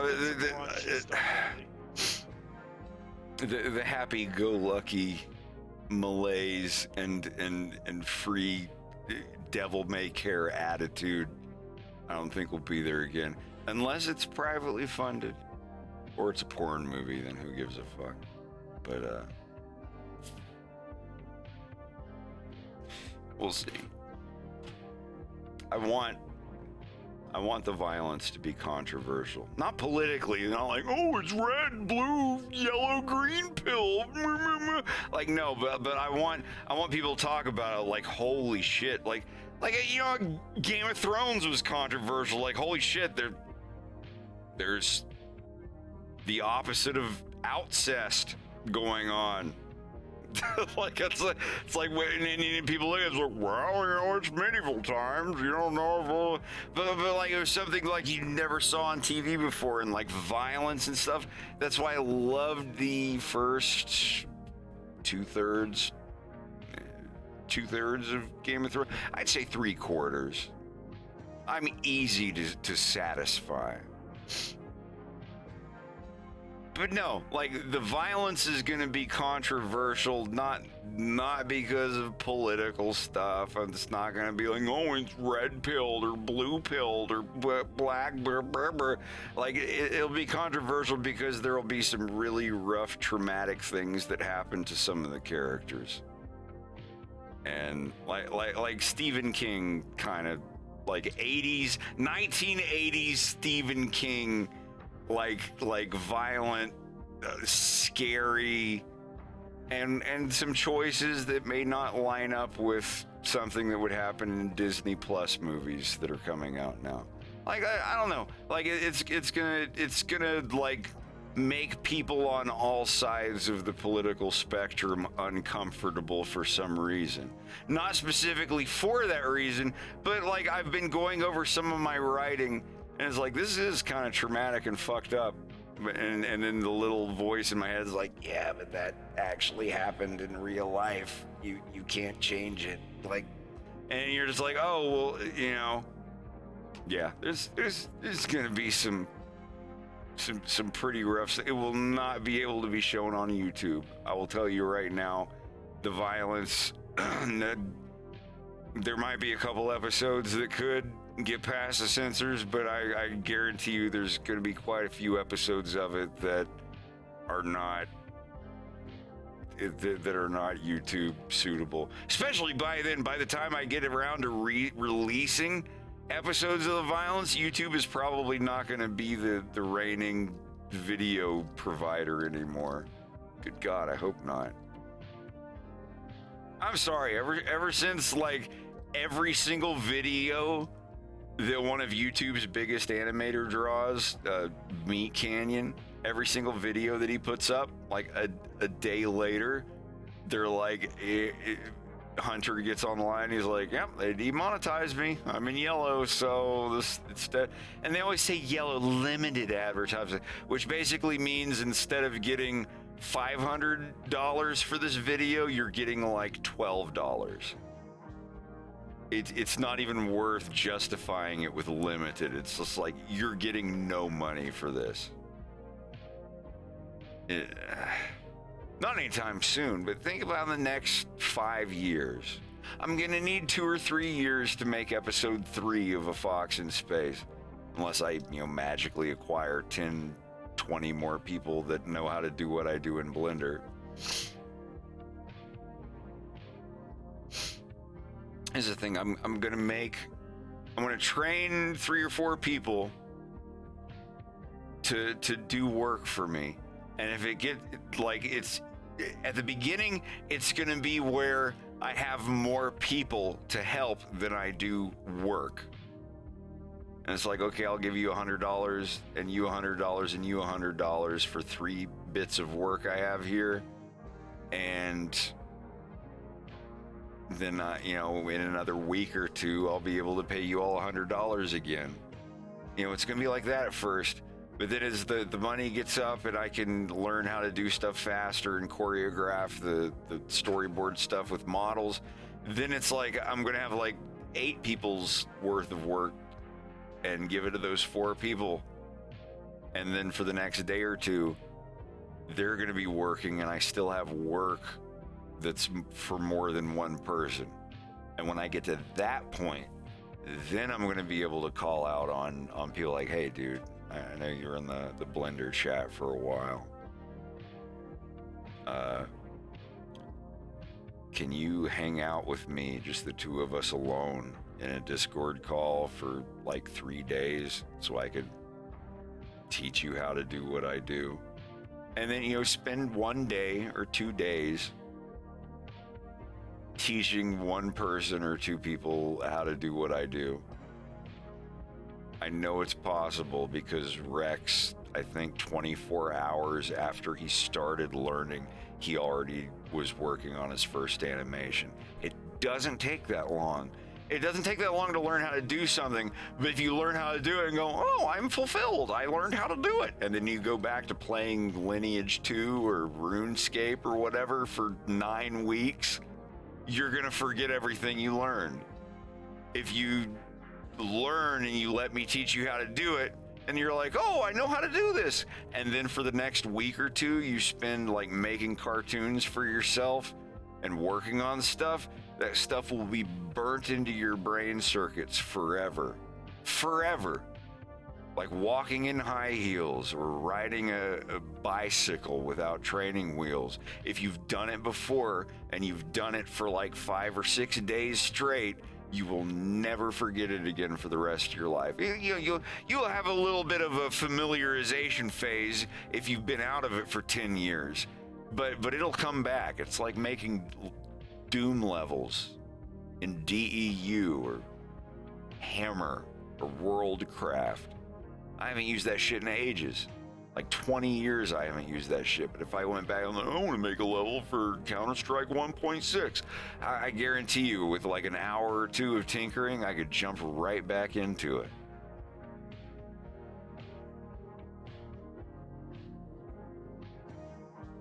I don't know. I'm being silly. Am I making any sense at all?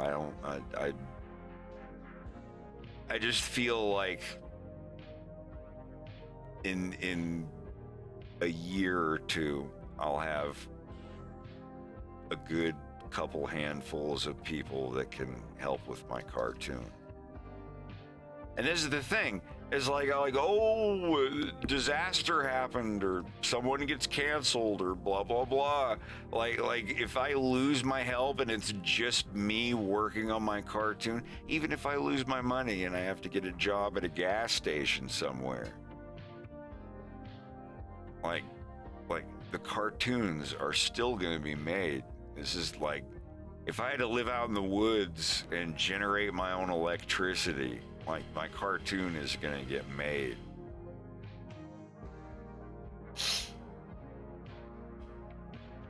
Digital audio workstation. That's the first thing I'm going to touch there, buddy. Neurohabitat, holy fuck, dude. When I finish episode 2, all I'm gonna do. It's all that I'm gonna fucks with is Reason FL Studio, my synthesizer, my MIDI controllers, my electric piano, my hollow body electric, my bass, my regular electric guitar, my 12-string guitar, my keytar, my shakuhachi, my bass recorder, my accordion, my harmonica, my tank drums from Russia. I have a lot of instruments that I want to get on. And one day, maybe I always said this, the next instrument I'm going to buy is a fancy hammered dulcimer, but I might wait until I get my car paid for.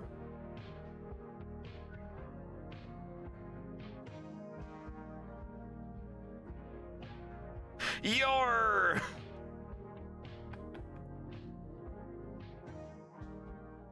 the skin flute shanty of the Adobe Pirates.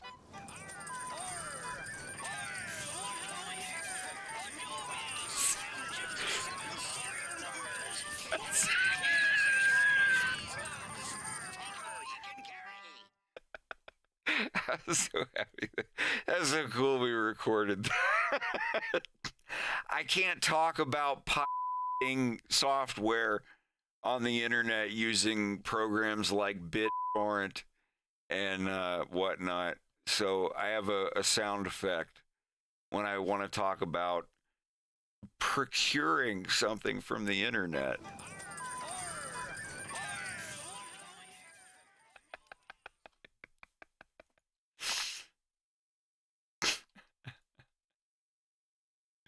I'm sorry.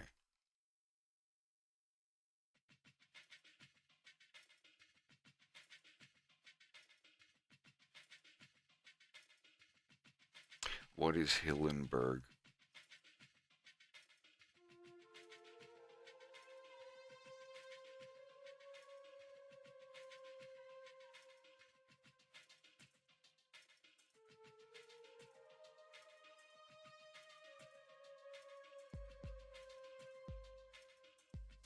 I went and got this game from CompUSA. No, not CompUSA. It was Best Buy. It was like right when they opened. Brandon, Florida. It was around the time they opened. I remember when Best Buy opened. It was like late 90s, early 2000s, I think.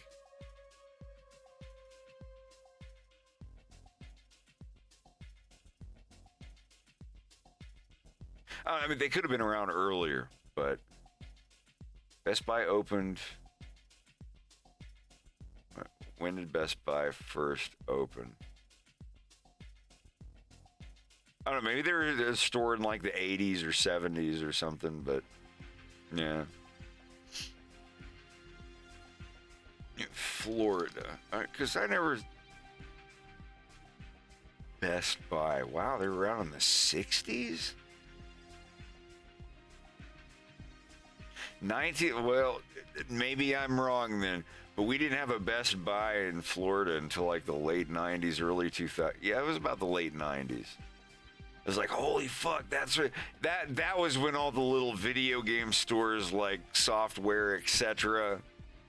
It was Software, etc. and Babbage's. I think EB Games is what Babbage's got absorbed into.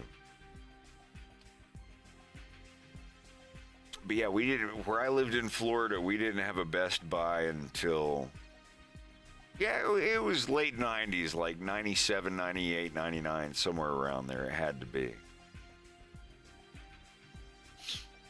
Because I remember when, the first time that I bought a hard drive, it was a 20 gig. It was like it wasn't 1998, it was 2000. I was in 10th grade or 11th grade. Yes, it would have been in late 2000, I think.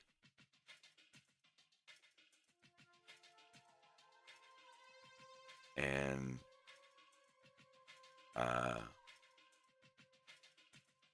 Yeah, I think it was when I worked at Joanne Fabrics. Because at one point I was like, do you mind if I take a little bit of a longer break today? I just need to go up to Best Buy and get a hard drive. It's because I got this new game called Soldier of Fortune. Let me see what the release date of that was.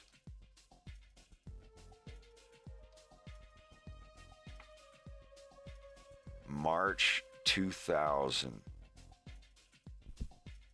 So yeah, it would have been around there. Because it wasn't right when the game came out. The game had been out, but I remember that was the game I bought. And yeah, it was released March 2000. I know it had been out for a bit. I was like, I'm going to try that game because I can afford it now because I have a job. God almighty, what a time. Yeah, like I was running out of hard drive space on my computer. So I had to get a new hard drive. I got a secondary hard drive. It was 20 gigabytes. It was $199, I think. It was either $100 or $200. I can't remember, but it was 20 gigs. Now you can get like a 20 gig memory stick for like $5. It's crazy.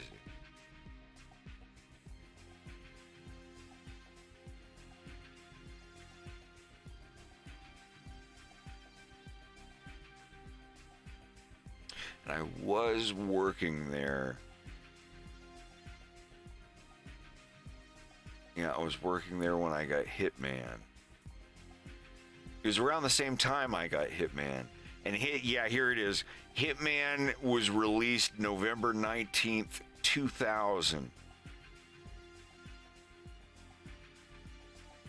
Yeah, I'd have to say this, like, if you really think about other eras you could have been born in, the 1940s, the 1600s, the 400s, the 1900s BC, like honestly, yeah, like whatever your leanings are, nowadays is probably the best time. Yeah, like I don't know, I wouldn't mind going back to the 90s or maybe the mid-late 80s. Anything before that, like, nah, that's all right. But honestly, as much as I hate TikTok and social media and stuff like that, now is pretty great to be alive.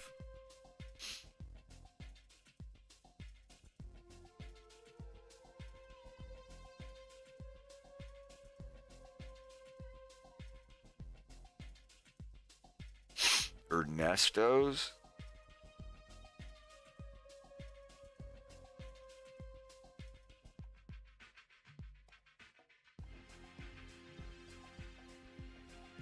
Well, where are you talking about? Because, like, there's a lot of Joanne Fabrics in the world.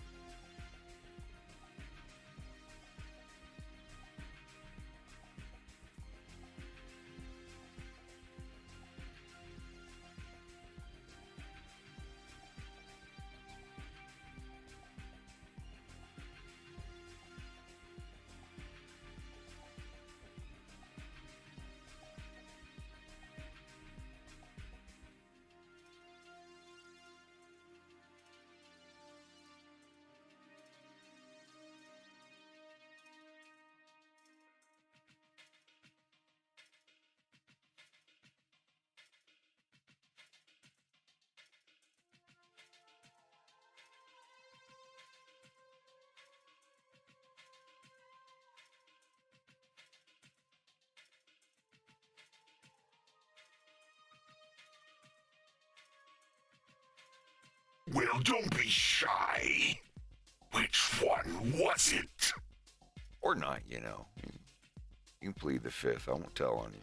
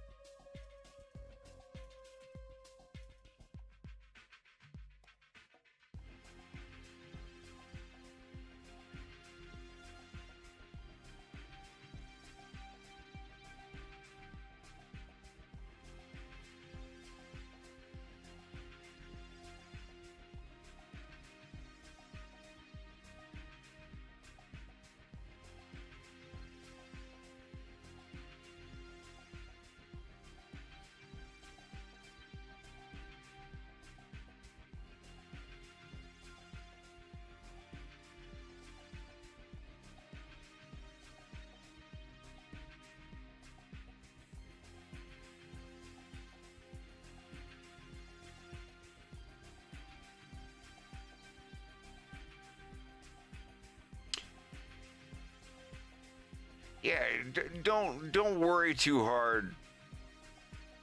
Don't worry too much about making introductions and stuff. Everybody just indiscriminately helps each other. Absolutely.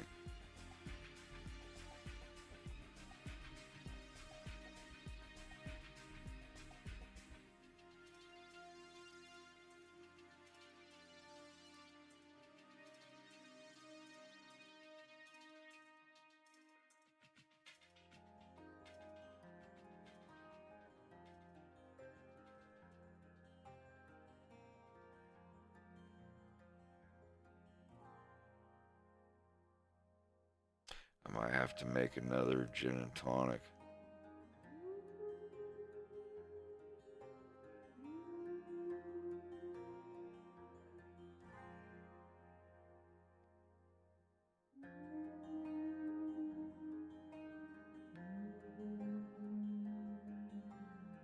We cheat a little.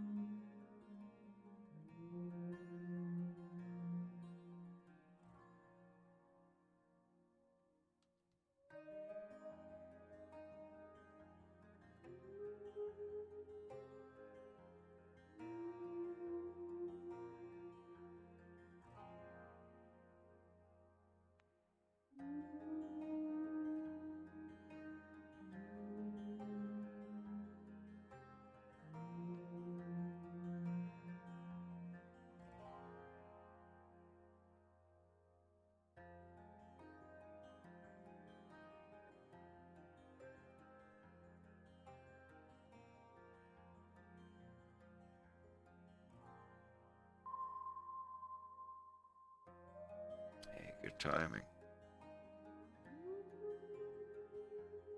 Greg, could you have another drink?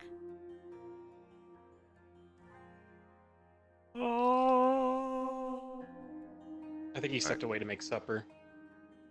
Oh, I guess he did.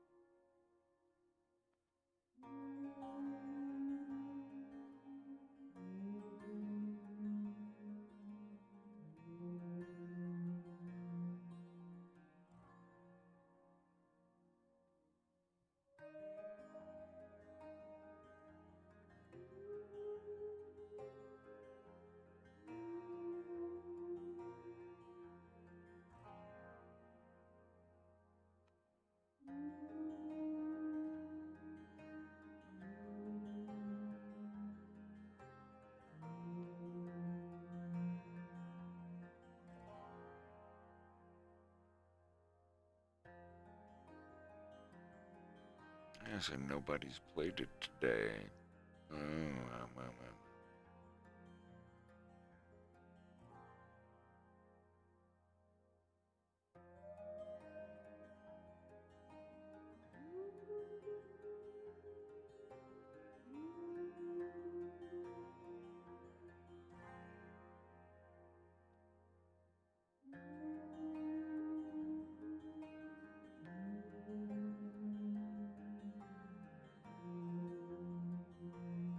Let's have the poll.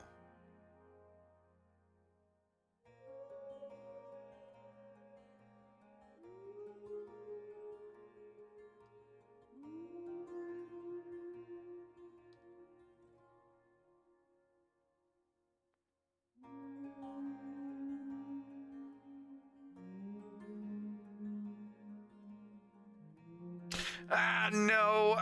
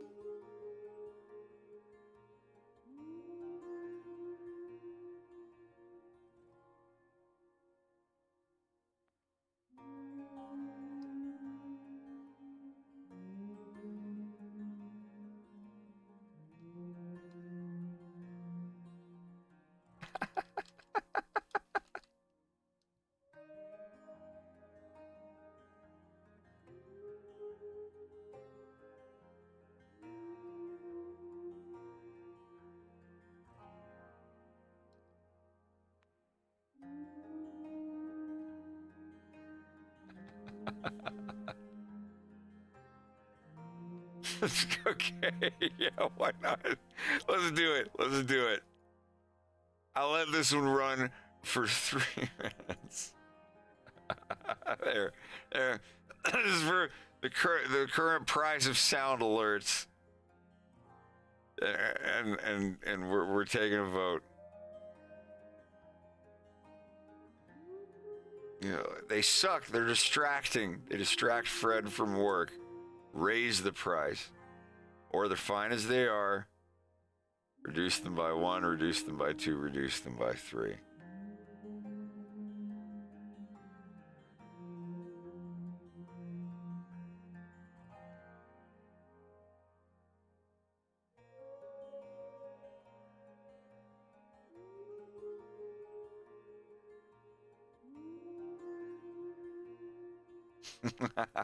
Uh-oh.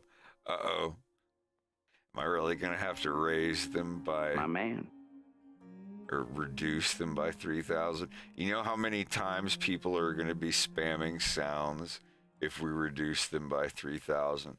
Can I see your... And honestly, if we raise them, like, we probably won't hear them at all. So, I don't want to sway anybody.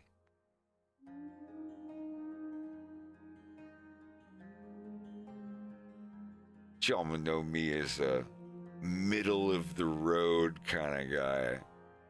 of metal of the road. You know, y'all know me as a metal of the road kind of guy. Oh, sorry. Well, yeah, it's my community. That's why I'm holding an election. I'm taking a poll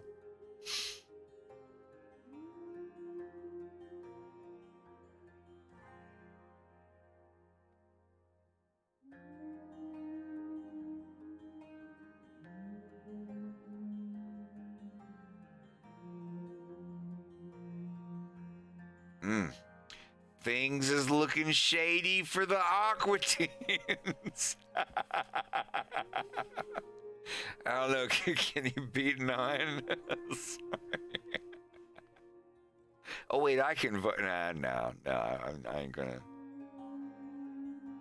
pick whichever one's winning or whatever. I guess I don't know.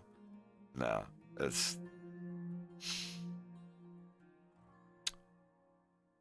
I gotta tap a kidney. I'll be right back.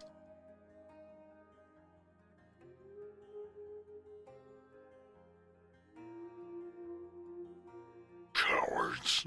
I like my taxes. All right, BRB.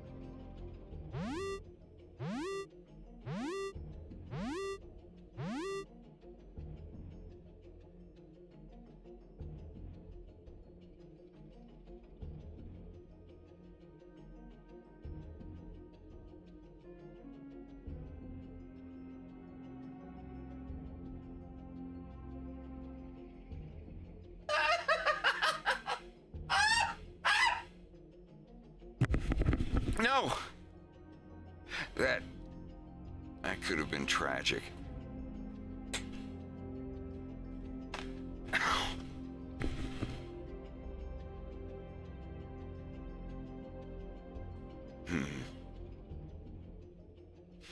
Thank you for the raid. First timer.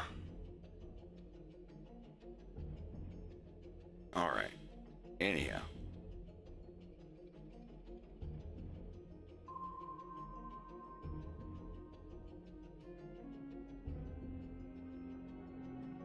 This is music from the Dead Rising soundtrack. I think it's the Frank West theme. Hello. Hello. We've been down here for like an hour and nobody gives a shit. Except you, apparently. Thank you.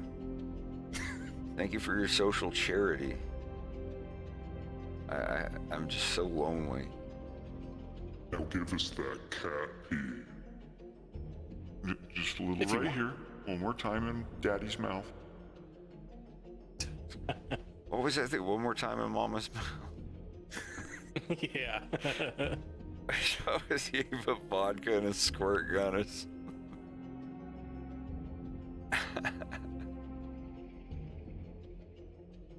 How's it going? What you been up to?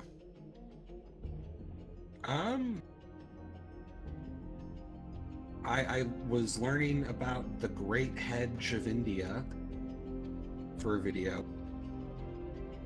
Basically, the British were trying to make money in India by taxing salt, and people were smuggling salt between different parts of India to avoid paying the tax, and the British are like, well, how do we force them to go through the checkpoints so we can charge them money?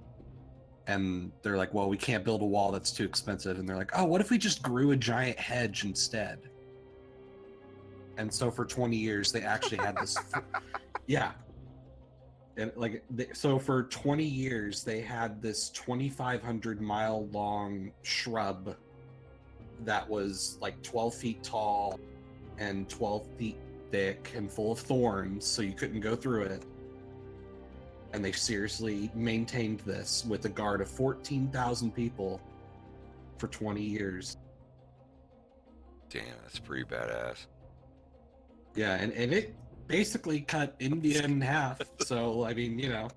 That's quite a maintaining of the bush. There were... The royal bush. Yeah, and part of the reason... part of the reason why they went with the hedge is, like, not only were walls expensive, but, like, the British Parliament was, like, not doing anything about it. So this was, like, an effort done by, like, the local customs and border department, like, on their own accord. So that's another reason why they did a hedge. 'Cause it's like, well, what else can we do? Oh, I mean, we could, like, order some soil and plant a hedge. And there were even, like, spots where, like, oh, this area is, like, you know, a bit more arid, a bit more dry. We're going to have to import some British soil so it can grow properly. We mustn't have a gap.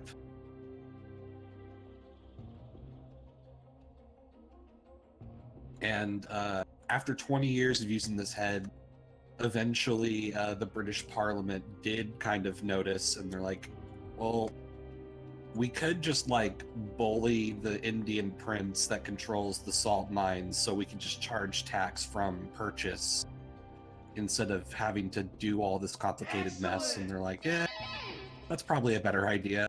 And then they just let the hedge rot.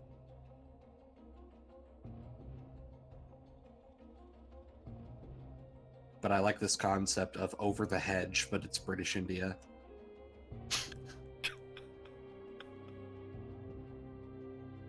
One of the best Bruce Willis roles ever. Yes. I saw that movie in theaters. Same. I remember being a fan of the comic strip and thinking like, oh my gosh, I never thought in a million years they'd make a movie about this. And yeah, it was obviously, like, a little different than the comic strip, but, you know, I was like 8, so that didn't bother me. Or he drinks the stimulant and everything just goes into, like, hyper slow-mo. Everyone in the theater was cracking the fuck up. That was a funny scene. He just, That's like, right, walks Marvel past over the hedge did it first. The lasers as they're just, like, slowly, like, developing in midair, and he's just like, It's like, yeah, it was really funny. I need to see that movie again. I'd be down to stream it, honestly. I'd be down That's to fine. watch it. Well, ma'am, the Verminator is illegal in every state except Texas.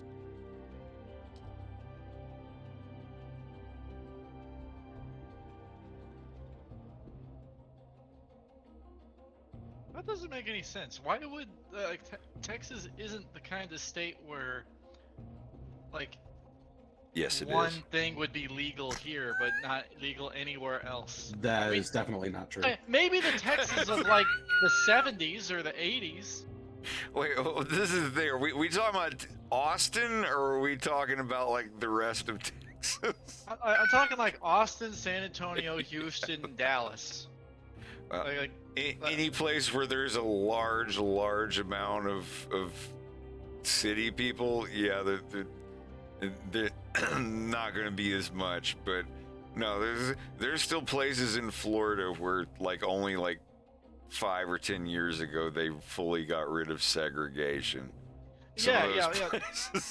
Well, but also it's just kind of like, you know, the whole joke of, like, California has that label of, like, oh, this product is known to cause cancer. Like, Texas, as well as some other states, will have unique laws on, like, oh, what legal sizes of certain products are allowed, how much of this drug is allowed compared to different states. Like I imagine, like, those parts of the U.S. would be like Missouri, Alabama, and Florida. Like the most, like, we're too boring. Perry, Florida. The most, no offense, perceived to be backwards states in the union. We're backwards. Missouri is backwards in the sense of that we're behind, but we're not interesting like Texas. In South Carolina, but yeah. Oh yeah, there's always shit going on in Texas. But like, I would totally believe that like Texas would like make some device that like 49 of the states say is like too cruel to animals, and Texas would be like, who cares? It's like Robin Williams' thing, the chair and the chamber and Fear Factor. He's like, we got those shows, we just don't film them. And Texas in a nutshell. Holy fuck. I don't know, like when I went there it was kind of fine, but I only went to Houston. That's the only part of Texas I've really been to. Houston's like not great. Somebody playing F-Zero? What the hell was that? That was Dynamite, yeah. But Houston, like there's a part of Houston where the life expectancy is like 40. Well, because everybody's drinking cough syrup. And it's the industrial area. Like anybody that doesn't move out of there like dies of cancer at 40. When I was hanging out with Falco Guy, well, on our way to like get a tour of NASA, we had to drive over that, and he pointed it out and told me about it. That's terrifying. Oh yeah. I don't know why, Fred, but when you said that, I got this idea of like someone in like a Texan club, like, I'd like a shot glass of scissor, and like, oh, what are you, from California? And then just pulls out just like a giant like mug full of scissor. Like, we have Texan size here. H-town sized. There's nothing in Fort Worth. Nothing happens in Fort Worth. It's the biggest city in Texas that nothing ever happens in. There's not even a fort there? I mean, well, there is an army. There's a fort there, but it ain't worth nothing. Is fort the right word? I was gonna say the same thing. But yeah, not. Oh yeah. Okay, good joke. I just got it. But yeah, nothing happens in Fort Worth. You want like Dallas, Austin, San Antonio, and Houston. You want it in El Paso, I guess. I always like to The beach at Corpus Christi in South Padre Island is kind of fun. when people like bring up like military forts, I always like to tell them about like Fort Leonard Wood here in Missouri. It's kind of one of those military spots where like if you join the army, you're going to spend some time there at some point, because like the base itself is like, in terms of square mileage, is like almost twice the size of the city I live in. Like you could it's probably like half the size of a county, and it's just purely a military base. Like I don't know if anything besides like maybe the Pentagon is bigger than it.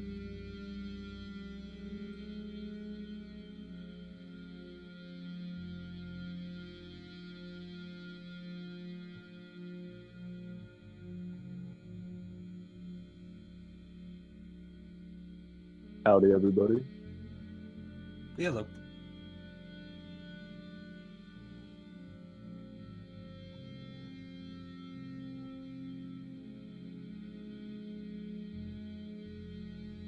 Yeah, I'm a MILF. Man, I love F-Zero GX.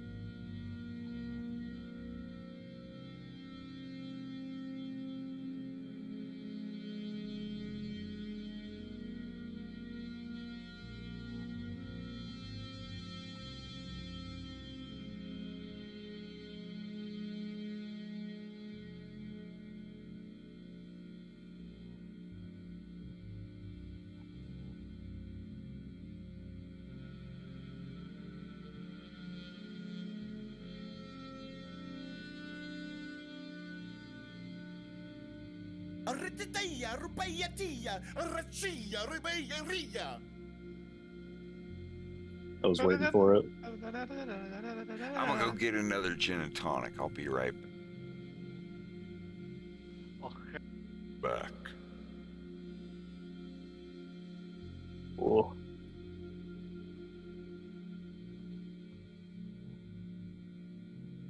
I will also be right back.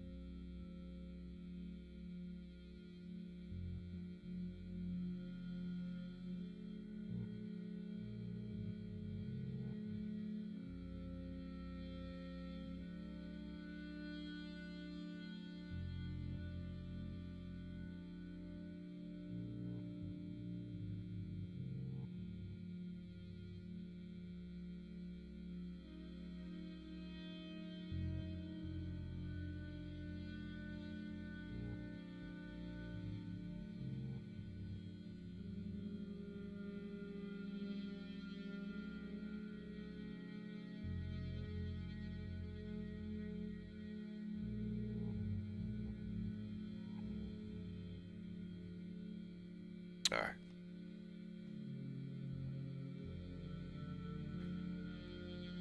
What are you working on, Rex? If anything.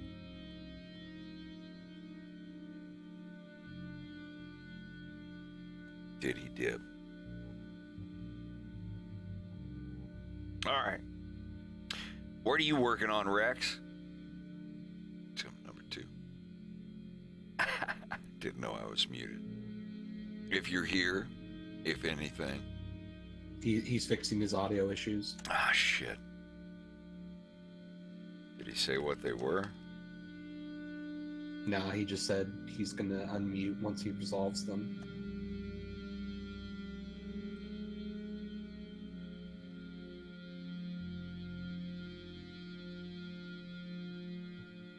It's only a spike. It'll soon stabilize.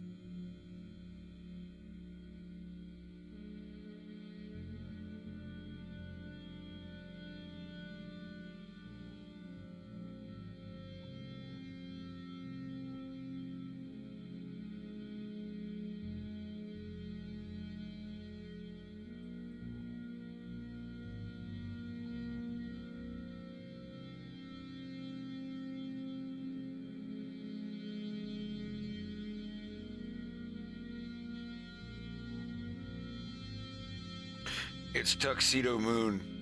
The song is Body Parts, but it is pitched down. The one you will find on the internet's more like this.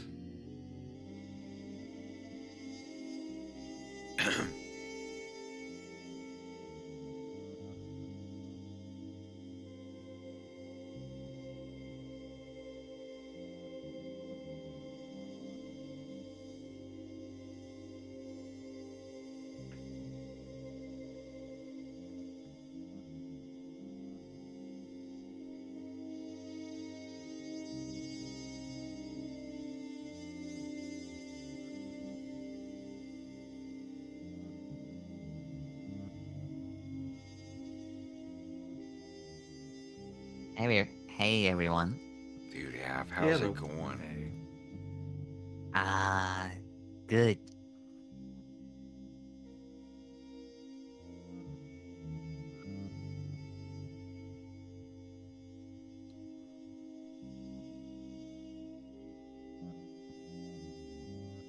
Which button should I use for push to talk? It's just personal preference, really. I prefer the tilde key because I don't really use it for anything else. I use left alt. That's a good Control. one. But if you're holding alt and press a letter, it might bring up a menu depending on what program you're in. On the keyboard, I have it bound to numlock, but I don't usually use that. I have one of those mouses with extra buttons, and I just bound to. That's what I when I do Arma, that's what I use. I use Arma or Mouse 4 in Arma 3. That's if I just use right control.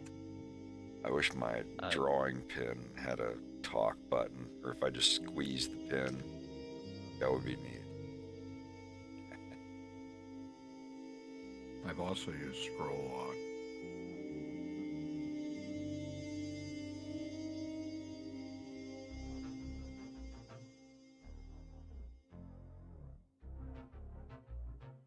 All right, Everett. Have a good trip, buddy. We'll see you around.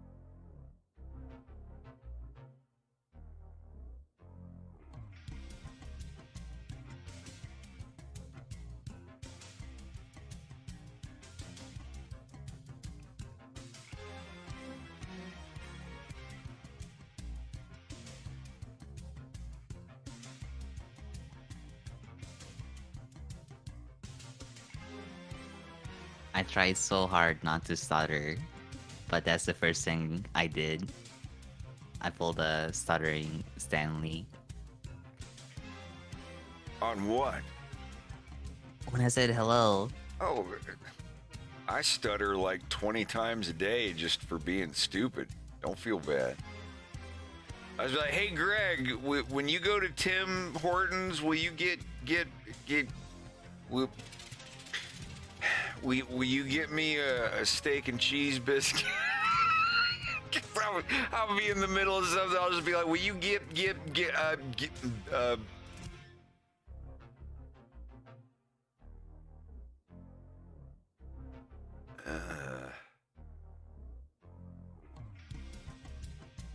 Okay, I'm back.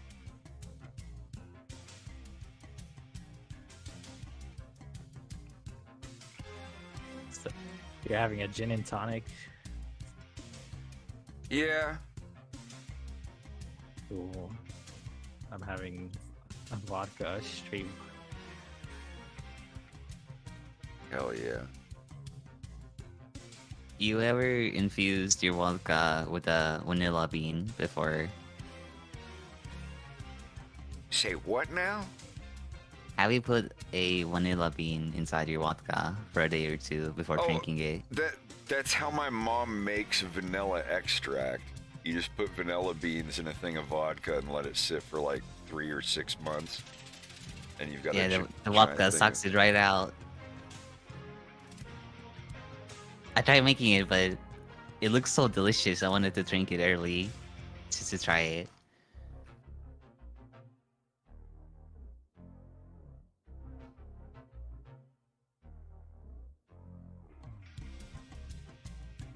Oh, yeah. Vanilla beans are a valuable resource. Don't throw them out.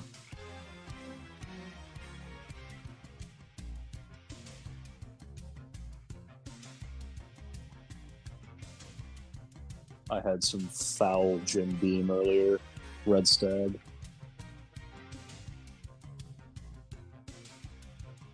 It's like a black cherry kind of deal. I forget what this is. Greg, what is it? The Mugatu or... No, it sounds like tequila. I'll have to look it up. Canadian yellow gin. Ungava, yeah. It's 46%. Can't complain. But it's really smooth. It's good. I like it better than the other one, Beefeater or whatever. Bombay Sapphire.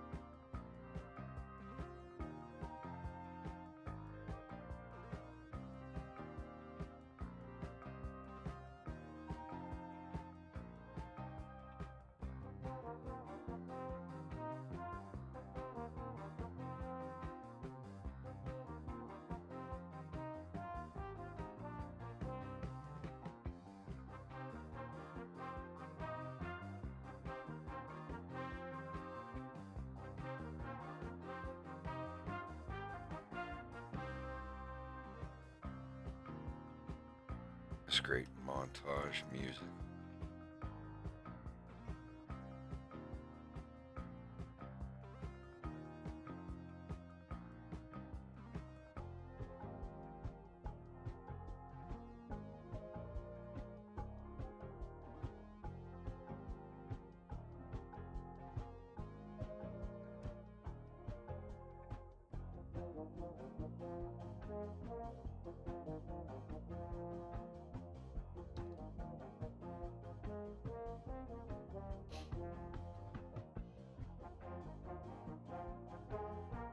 Harp, is it Mhm. okay to ask you how you've been? Sure. I'm doing fine.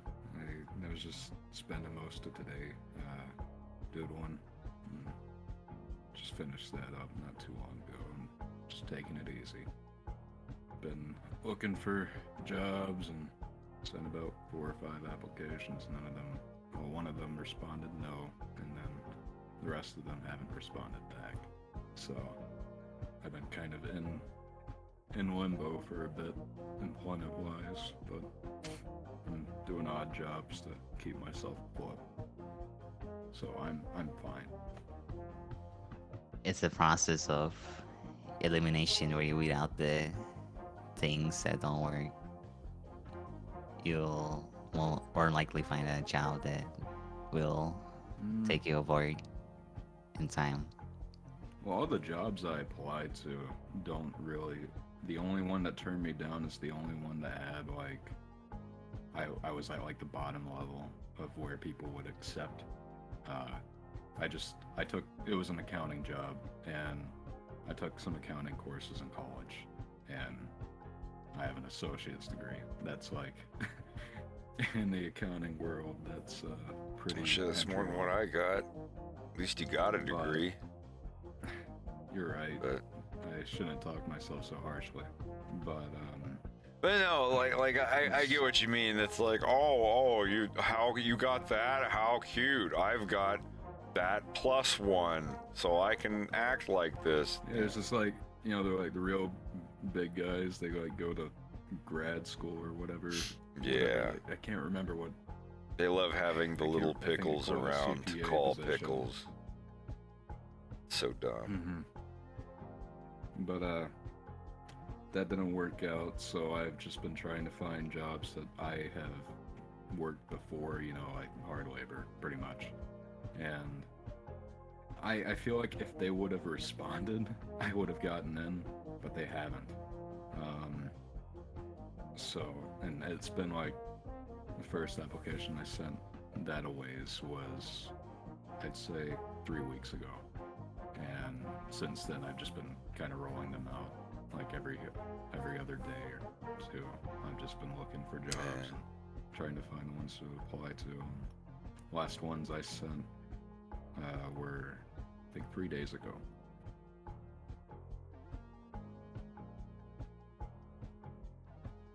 You'll get something soon, my friend. Oh yeah, I'm sure. I work in a factory that makes buckets. Like plastic paint buckets. Yeah, the jobs I worked before were, I just sorted packages for FedEx drivers, and after that I assembled bumpers for BMW cars.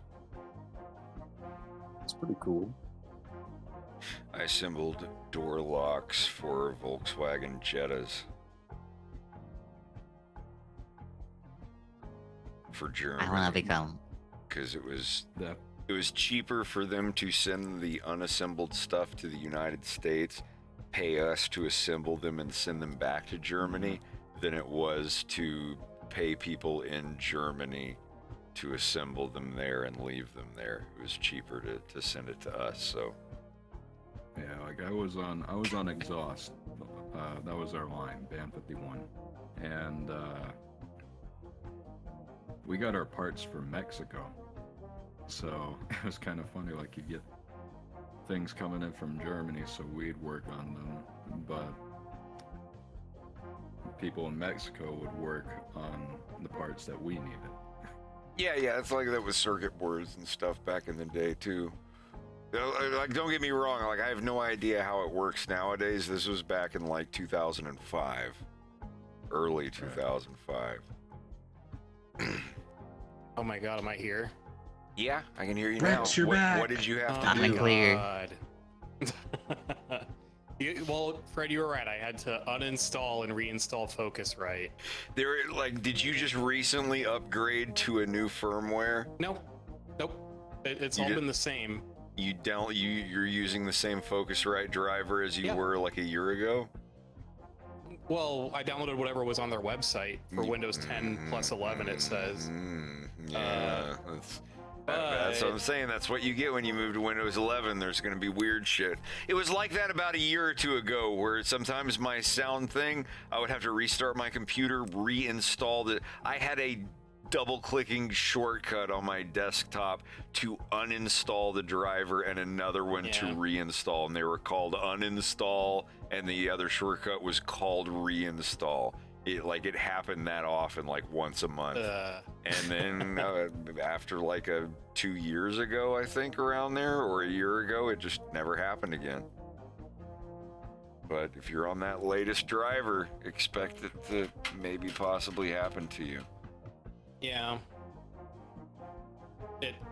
Because it was just like, suddenly like your audio was crackling because I don't know, my sample rate changed or something. And then Emperor got into the call, and I noticed that my comedic timing was off by 1.5 seconds, and I was like, I can't have this. And so I reset the sample rate again, and then like no sound from anywhere. That's weird. So yeah, it sounds like a Windows 11 bug. Sorry, not my neighborhood, not my problem. I told you, like, you all should have heard me. Yeah, you had a moment the other day. Yesterday when, like, I turned my laptop on and it was in the middle of upgrading to Windows 11. I slurred. I said some. If there was an audio recording of everything that I said yesterday, I might have to make an apology video. Windows 11 was trying to shit your pants, and you weren't having it. It was on my work computer less than a month before episode 2 is done, and it's trying to upgrade me to a different operating system while I was sleeping. I was so mad. Like, yeah, I said some really unkind things to my computer yesterday. I would never want you all to hear me. Like, things that I would never say to a human being, if that makes you feel better, because I would never, unless that person punched my mom or something, then maybe. But no, like, I don't talk like that to humans. But holy fuck, if nobody of any public importance is around and I'm pissed off at my computer, I'll get a little R-rated. Oh god, that's the one thing in my life that'll get my heart rate going, is a computer not doing what I programmed it to do. Don't ever get in that boat. I didn't want to have to make this video. Wow, I never thought I'd make a video like this. Isn't that right, Pumpkin? They're always holding like a dog.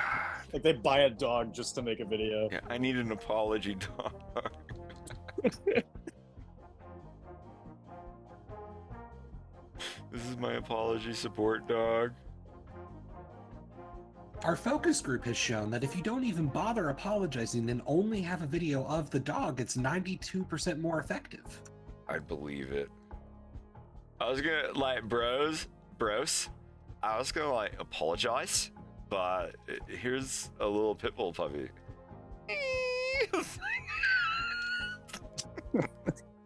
I believe it. Fuck. Oh, this is weird, drawing cuffs and arms on separate layers.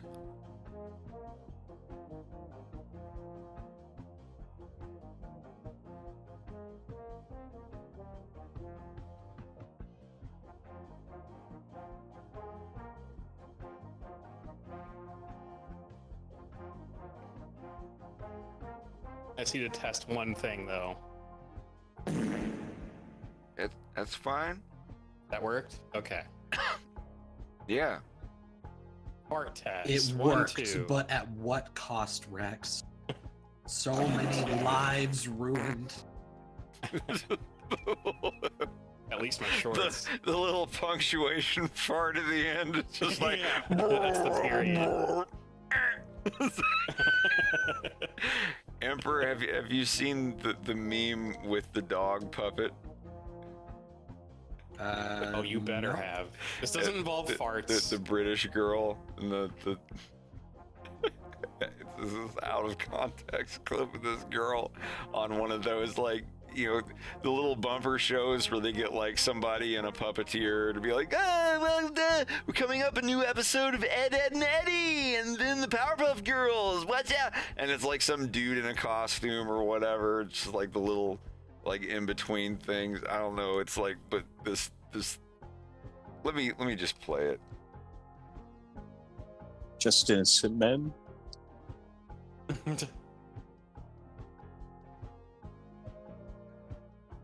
I don't think I saved this to my computer, so I'm gonna have to look up.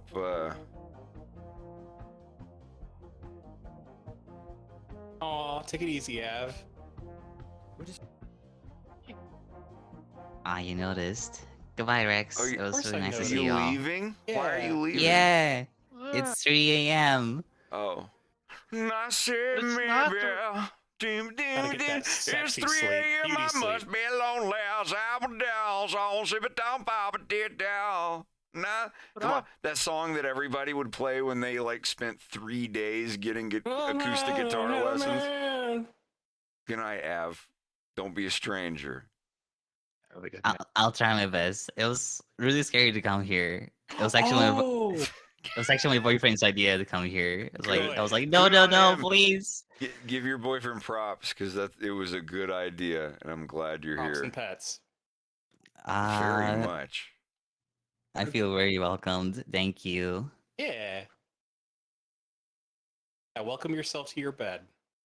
No, don't say that. The Fortress of Dreams. Or screams.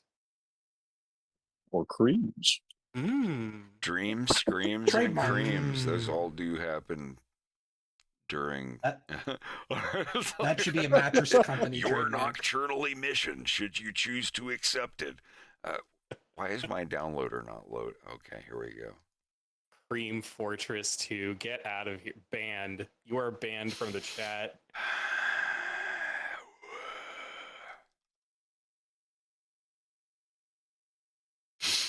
This was something that I wanted to. Yeah, here we go. We're just normal men. What do you mean, normal men? We're just innocent men.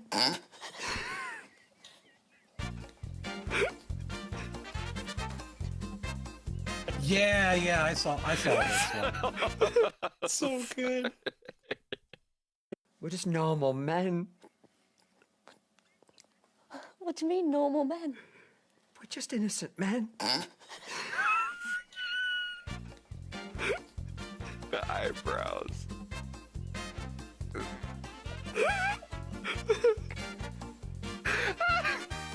We're playing for HTQ a little bit later on. So if you'd like to play HTQ, email c@bbc.co.uk.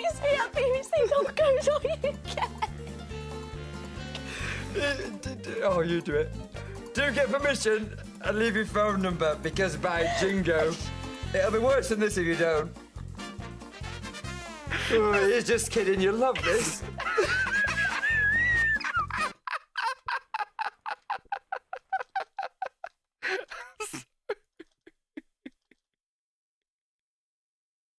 We're just normal men.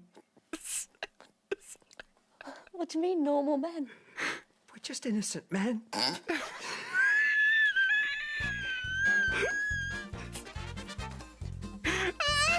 I gotta put that on my soundboard. We're just normal men. The puppets. We're playing for HTQ a little The bit puppet's later on. jawline. So if you'd like to play Like HTQ, the email jawline of the puppet is like so naturally c@bbc.co.uk. like a troll face type of jawline. Oh, you do it. do get permission and leave your phone number because by jingo, it'll be worse than this if you A little bit don't. of the underbite and a little bit to the left. Oh, just kidding, you'll love this. Troll face jolly. Oh. If someone told me I had a troll face jolly, I'd fucking slap them. On a date? Yeah, can you imagine getting that dropped in your lap? At the Wait, middle of no, Red babe, that's Lobster? why you're beautiful. Oh my god.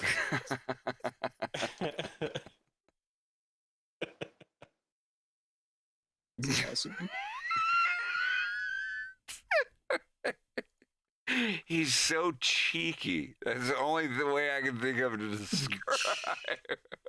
He calls Rex, you people wanted a soundbite? cockers. He's like, "What's up, all you cockers?" I'm like, damn, it goes hard. Thank you, Harp.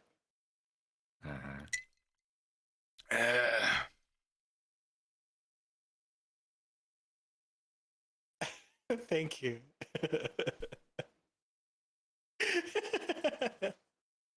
That is going on my soundboard. I might split them up. better. I don't care about Adam Sessler. I don't want to hear anything else about Adam Sessler. Jesus, Harold Christ.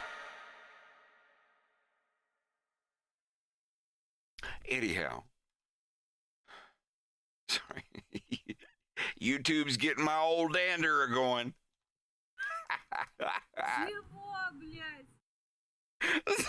Indeed, конечно. Неужели? Русские где в чате? Как дела? Как вы себя чувствуете, блин? How are you fucking doing?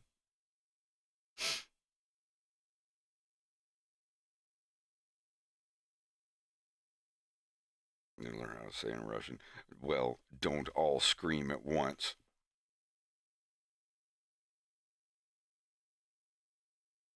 What'd you ask? I said, where the fuck are all the Russians in the chat? How are you doing? How are you yourselves feeling, fuckers? I didn't say fuckers, but like just kind of in an endearing way. Well, depending on which part of Russia, it is 3 a.m. through like Siberia, where it's like way on into the morning. How are all my Vladivostokers? Whatever. All at Novostokia. Vladivostok. How are all my Siberian Vladdies doing? Slava and I are exactly 12 hours apart. Yeah, you're on opposite sides of the globe. You can do that 5 sing along shit. Yes. Somewhere far away, stars and planets are spinning, or whatever the fuck. Yeah, that's the one. I know the Linda Ronstadt song. it was Linda Ronstadt and what's his face? Aaron Neville. It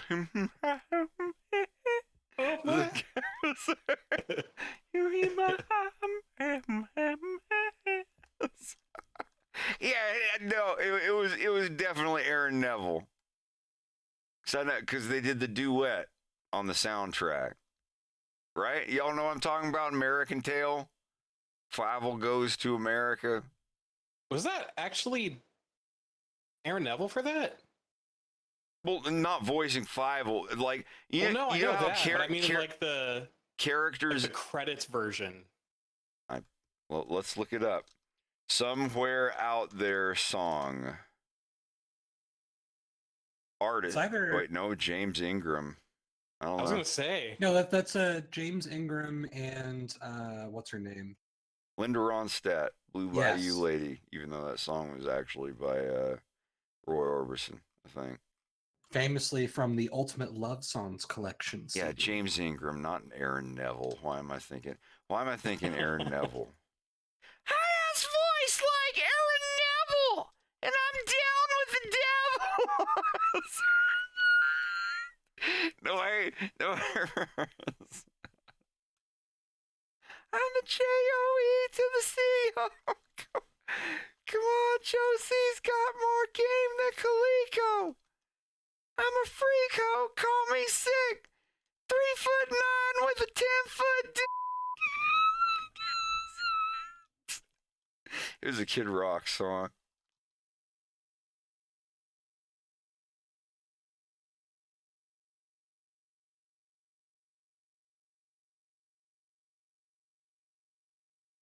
Man, when that Kid Rock album came out, holy fuck. All the dudes in my hometown that drank Milwaukee's Best, that was like their fucking year. That was their crystal knocked into society. Jesus Christ. Like, yeah, we're going to ride up in here and blast this shit in the middle of the night. Everybody's going to be running around scared, and we ain't going to give a fuck. We're going to take over this town. Like, I ain't even joking.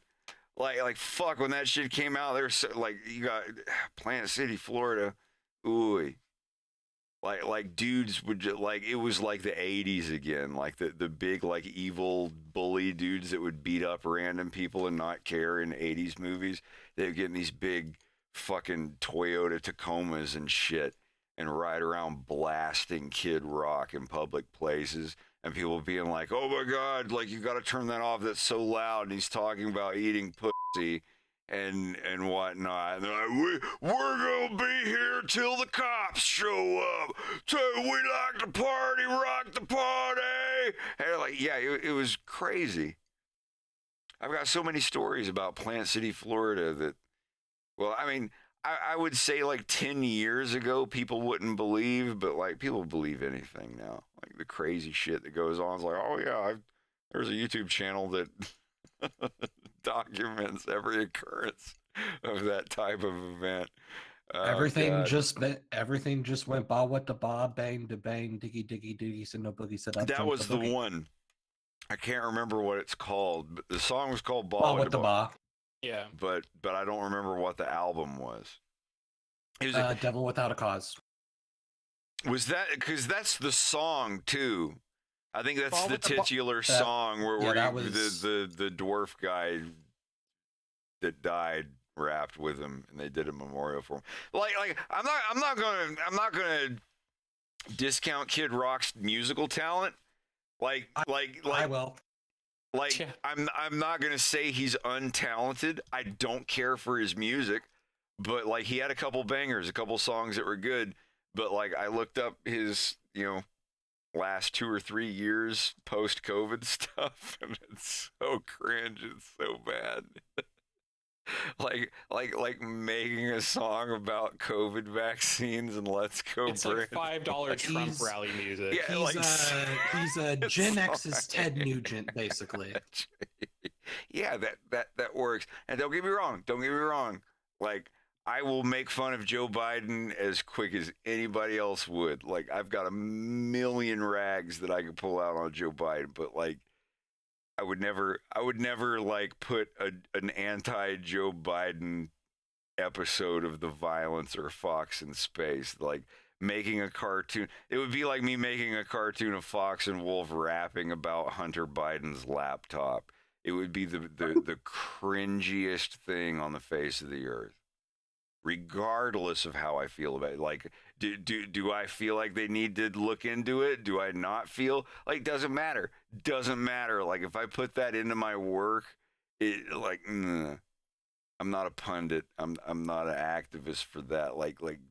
And Kid Rock is a fucking musician, and just barely, because of David Spade, an actor. But like hearing him, like, I don't. Can you imagine posting up outside of the fucking Walgreens with White Claws in your glove box, bumping "Let's Go Brandon" by Kid Rock, and being like, "Yeah, I'm gonna get so much pussy tonight when they clock out." I live in the semi-rural South, so yes, I can.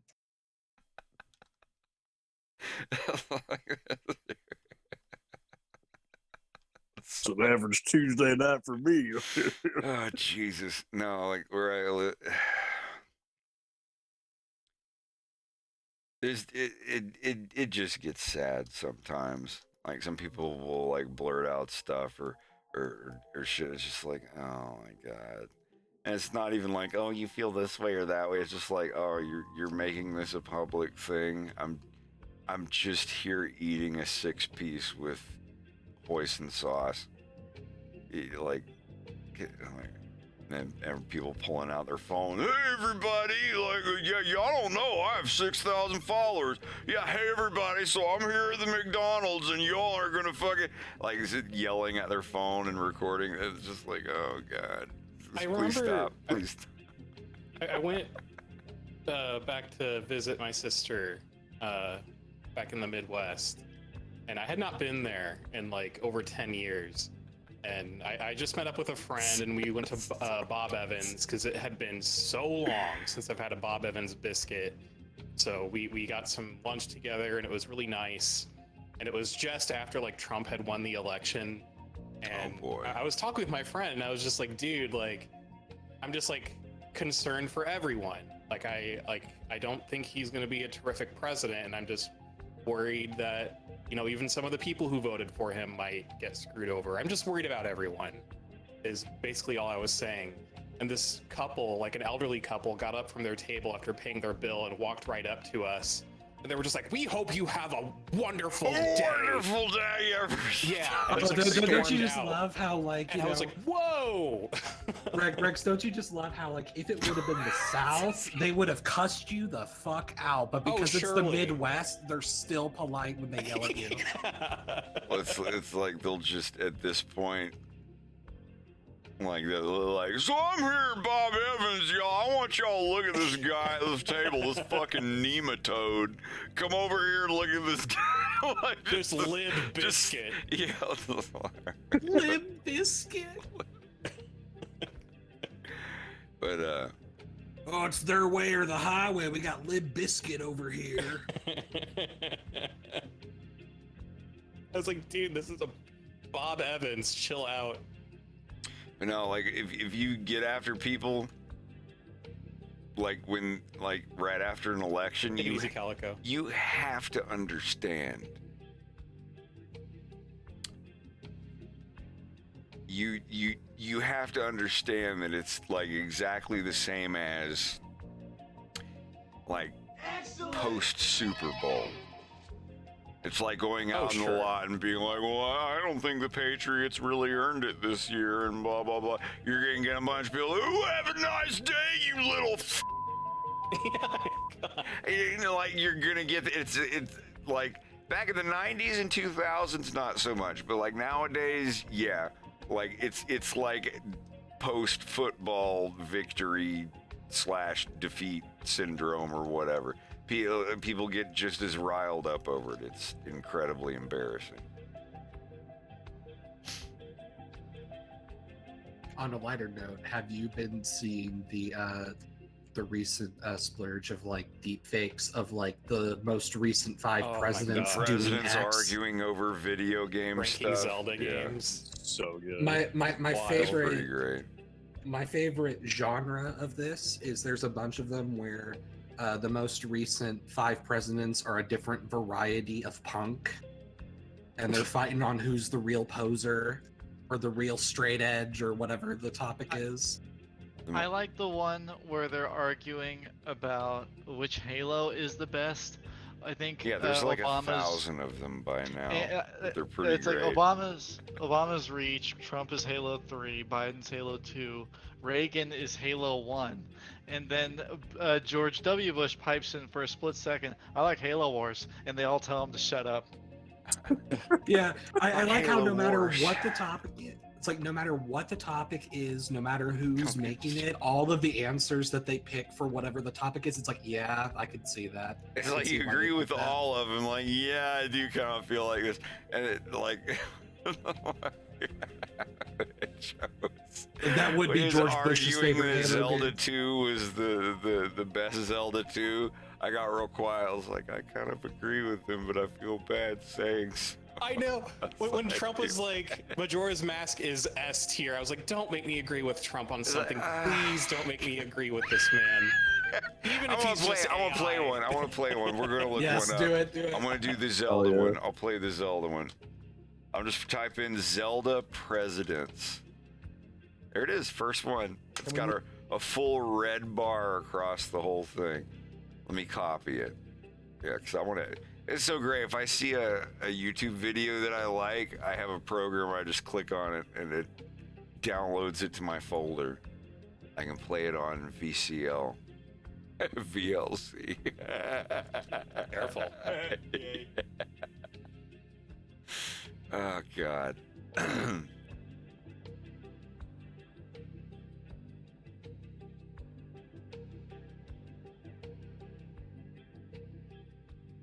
Here we go, I think. Can we move on already? You two have been arguing about Zelda 2 for 30 minutes. Let's just drop it in B tier and call it a day. Yeah, fine, whatever. Let's move on to a game that actually matters. Sleepy Joe can enjoy being the only person in America that likes Zelda 2. Shut the hell up, Donald. It has enough fans that it has a randomizer. Yeah, keep telling yourself that, buddy. Guys, quit bickering already. It's going in B tier, and that's that. Fine, but I'm not happy about it. All right, moving on to A Link to the Past. Honestly, I think this is an easy C tier, B tier at best. C tier. Have you finally lost your damn mind, Barack? A Link to the Past is the quintessential 2D Zelda game. Oh boy, here we go with Joe defending another old piece of crap. I'm surprised your geriatric ass can stay awake for longer than 5 minutes playing this game. Fuck you, Donald. This game is a classic. The Dark World is one of the most iconic locations in all of Zelda. The Dark World theme is pretty lit, but have you looked at the Link sprite lately? I mean, what the hell was going on there? Shut up, man. You're just jealous because Link is dripped the hell out. Dripped out? Are you listening to yourself, bro? The red tunic looks like a clown took a shit all over it. Actually, it's called the Red Mail, dumbass. No fucking way did you just actually me. Is your defense of this game that flimsy, you dipshit? That was pretty cringe, Joe. Fuck you, Barack. A Link to the Past has incredible dungeons, great music, introduced the iconic Master Sword, and it even has cool, unique magic spells. Great music, my ass. I just love listening to the same 2 mind-numbing songs for every single dungeon in the game. You're full of shit, Donald. The dungeon themes are litty on a stack, and you cannot deny the Dark World theme is a top 5 Zelda song. I might give you that one, but the gameplay makes me wish I never picked up a controller in my life. Skill issue. Guys, this is going nowhere. I'm fine with putting it in B tier. The Bombos medallion is pretty sick, after all. Yeah, you would say that. Whatever, that's fine. I cannot fucking believe A Link to the Past is going this low, but whatever. All right, next is Ocarina of Time. I think this is a pretty clear-cut S tier. Nobody can deny that. Agreed. S tier? Really? Has our society degraded so much that this is what makes it an S tier these days? I won't deny that OOT is much better than A Link to the Past, but S tier should be reserved for actual masterpieces. What the hell, Donald? How is OOT not a masterpiece? Just put it in S tier, Barack. Don't give him a chance. He'll talk your fucking ear off. Shut up, Sleepy Joe. I'll tell you exactly how Barack. This game may have been good when it first came out, but these days, it's just a big, empty, boring world. L. Hyrule Field is fucking empty. L. All the dungeons are easy as fuck. L take. And then shut the fuck up, Joe. I don't get how you can simp so much for MM, but you call this game empty and easy. This game has 9 great dungeons, and the Bottom of the Well and Gerudo Fortress could be considered mini dungeons on their own. Gerudo Fortress? I'll give you Bottom of the Well, but how the hell is Gerudo Fortress a mini dungeon? Did your old ass forget about Gerudo Training Grounds or something? Gerudo Training Grounds is pretty fun. Yeah, fun if you like torturing yourself. Are you seriously going to defend GTG when it has that dog shit toilet room? Besides, it's optional, so how the hell is it comparable to Bottom of the Well? Whatever, hater, you just like the niche titles like Minish Cap and Majora's Mask. You're such a fucking contrarian, I swear to God. Shut the fuck up, Sleepy Joe. It's still better than A Link to the Past and Zelda 2. If this was my list, I'd put this shit in B tier all day, but I'm fine with A tier for now. I don't like it, but for the sake of moving on, I think that's fine. This is such bullshit. Keeping the N64 trend going, let's talk about Majora's Mask next. Easiest S tier of my life. Here we fucking go. This game took the engine of Ocarina of Time and created an experience unlike any other Zelda game, and it only took them a year. Honestly, I should have hired the team that made this game to build my wall. They would have had that shit up in a month. Yeah, it took them a year, and it sure fucking shows. This game has 4 dungeons? Are you fucking kidding me? What the hell is the point in paying full price for a Zelda game if you're only going to be able to do 4 dungeons? And these dungeons are easier than the fucking Deku Tree, I swear to God. I don't know about that one, Joe. I think I'm with Don on this one. I mean, MM has an unforgettable atmosphere. And the side quests, all fantastic and unique. This game has some of the most creative writing in any video game. Yeah, I know it's hard for you to stay awake, but maybe you should try reading the dialogue instead of mashing A, Joe. Fuck off, Donald. I hope you enjoy having a butchered 3DS version of your dog shit game. OOT fans keep winning as usual. At least they tried to do something with MM instead of doing the bare minimum, while also removing a bunch of fun glitches. Man, are glitches the only thing you give a shit about? How about you stop watching speedruns and just play the damn game? I don't know, man. Power crouch stab and ISG are pretty great. You can still get ISG, you fucking morons. Ooh, yeah, all you have to do is die in midair and pick up a heart. What a useless fucking glitch. Man, will you shut up? You can't talk about glitches when discussing a tier list, you dipshit. Yeah, that's true. Whatever, hater. You're just mad that all your Biden's never bosses been are this boring as coherent. hell. MM has the most unique bosses in Zelda. Bro, you can't seriously be trying to tell me that Georg is a good boss. He's absolute dog shit. Mad because bad. He's not even difficult, he's just fucking boring. Mad. All you do is shoot him with an arrow, go in the water, and click So mad. R. That's literally He's fucking so mad. it. Guys, let's just split the difference and call this one an A tier, all right? That's still too damn high. Cry some more, Sleepy Joe. I was fine with putting your precious OOT in A tier. Fuck off, I'm Donald. putting it in A tier and we're moving the hell on. All right, next up is Wind Waker. I'll just put this in S tier and we can move right along. Hold the fuck up. Are you out of your goddamn mind? Wind Waker is the most mid-game I've ever played in my fucking life. Finally, this motherfucker says something I can agree with. Wind Waker is so goddamn boring, it makes me wish the GameCube was never made. What the hell were they thinking going from the dark and grim MM to this goofy-ass cartoon bullshit? Forsaken Fortress is dog shit. Boring as fuck the first time you go there, and easy as fuck when you return. Fuck you guys. My list, my rules. If that's how this is gonna go, then I'm out. I'll make my own damn list. I'm gonna go play some Zelda 2 randomizer. Why do I hang out with these clowns?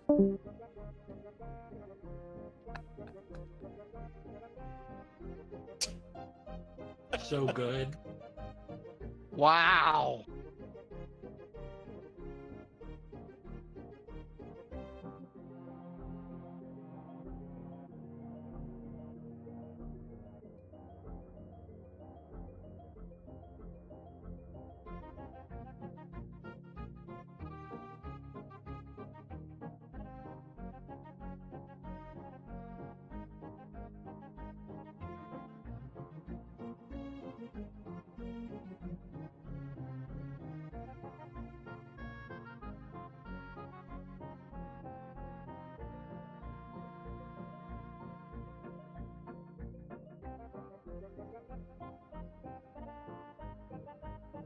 I wish all the debates went like that.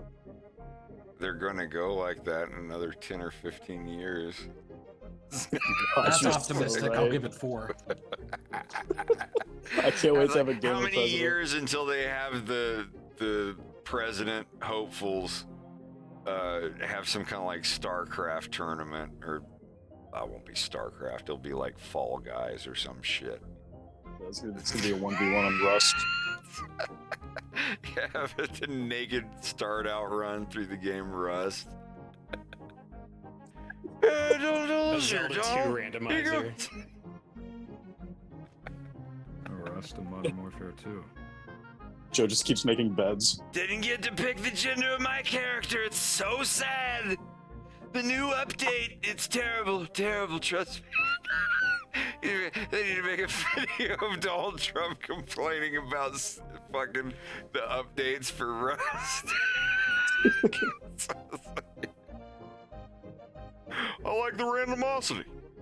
Donald, you need to grow up. It's 2023. We do it because it's right. Obama, you've got the brain rot of a 2023 lip.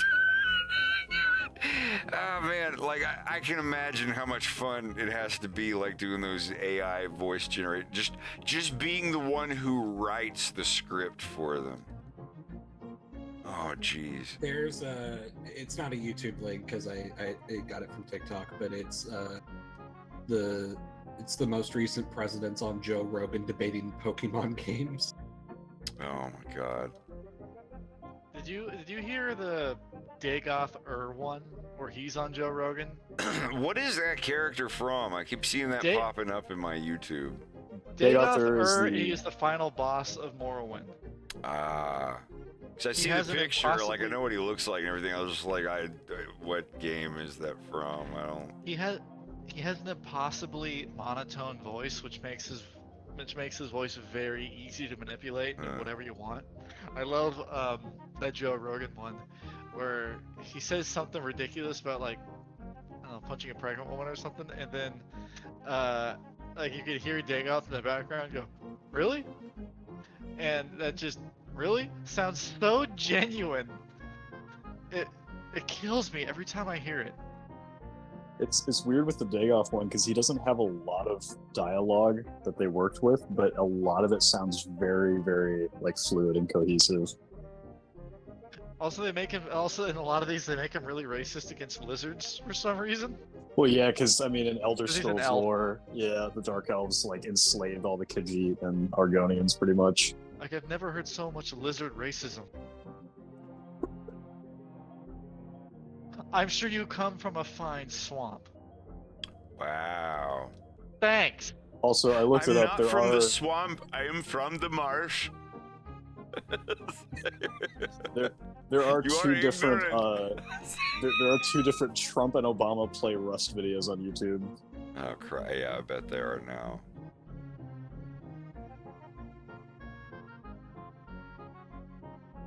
So I'm so glad this shit's on separate layers.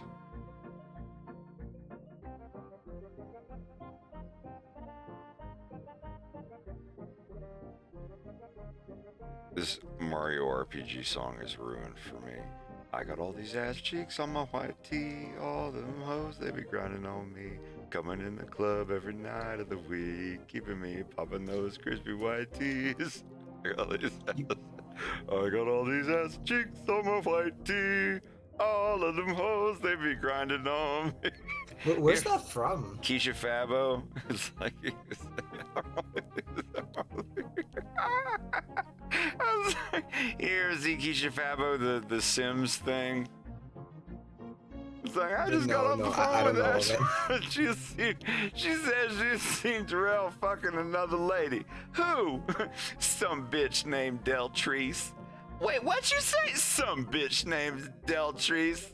And then she's all like, oh my god, how many My Little Pony dolls did it take to make your nephew? I was like, it goes to this weird like auto-tune shit. It's a funny video on the internet. I won't play it on stream, but it's pretty funny regardless. That's some good shit from like what 10 plus years ago now. Something like that. 2012, Still holds up. 2013, something. Jesus, I have become an old thing. But yeah, the song's like, I got ass cheeks on my white tee. All them hoes be grinding on me. Going to the club every night of the week. But why is it the Mario RPG song though? Oh, no, I was listening to this Mario RPG song, just listening to the melody of it, and it just made me think like, I got Wait, all these, just like that out of the blue? Yeah, no, just listen. I'm just like, and I'm just like, I got all these ass cheeks on my white tee. All of these hoes, they be grinding on me. It's like, I do that with songs all the time. Like if I hear a song that kind of like follows the same T-T-ta, Tiki-T-ta, or whatever like beat of the lyrics, I'll do some stuff like that. I see you're pulling out the really technical terms there. Yes, very scholarly.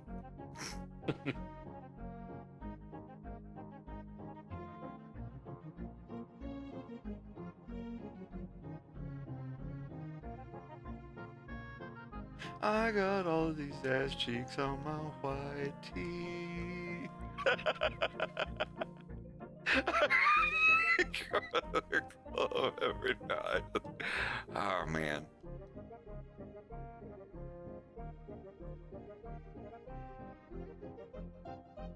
Other than that, it's the thing that Curb animated. Mario? Oh god, that was ages ago.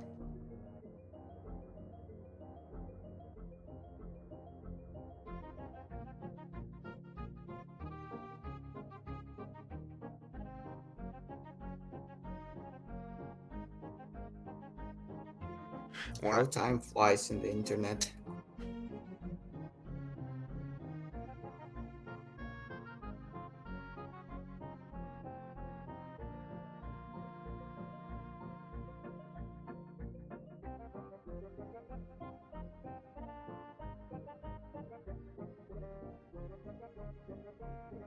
Greg, how are you holding up? Not too bad. Getting close to my bedtime though. Yeah. Jesus Christ. Puppy. It's just how I Like, feel no, about dude, it. Yeah, if I'll blame it on our Lex. dog farted that bad, I would block off the basement door and tell you to run. Yeah, that would call for an evacuation. Jesus Christ. You have to take him to the vet. He's bad enough as it is. He only does it while we're eating, because he knows that whenever we eat and he does that, we go, ugh, and we get away from the table and just leave a table of food there. So anytime he's like, oh, you guys are eating food. Wow, cool. Yep. It's like, just making room. He is so gross. Between the farts and the drool. He's so mean. He doesn't fart as much as Bigby did, though. And not nearly as rank. No, like, yeah. Legs's aren't bad. Like, Bigby's, Lord rest him. Like, that was a fucking war crime. Whenever He got that geriatric ass towards the end, I'm sure. That's the thing, right? You guys gonna eat that corner of that BLT? I mean, Well, the worst it's thing like, is- leave it out of the room. He never table served, but he would clear her room. Bigby would, like, in the evening, I'd go to bed, and Bigby would just sit at your feet while you were working, and the whole time he would just fart.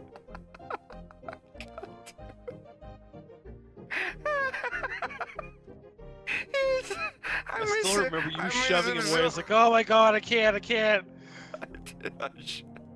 I shoved him a little too hard off the couch one time, but it was that bad that I was just like, "Ah!" Like it was so it was so bad, like that it made me mad. I was like, get out of here, get out of here.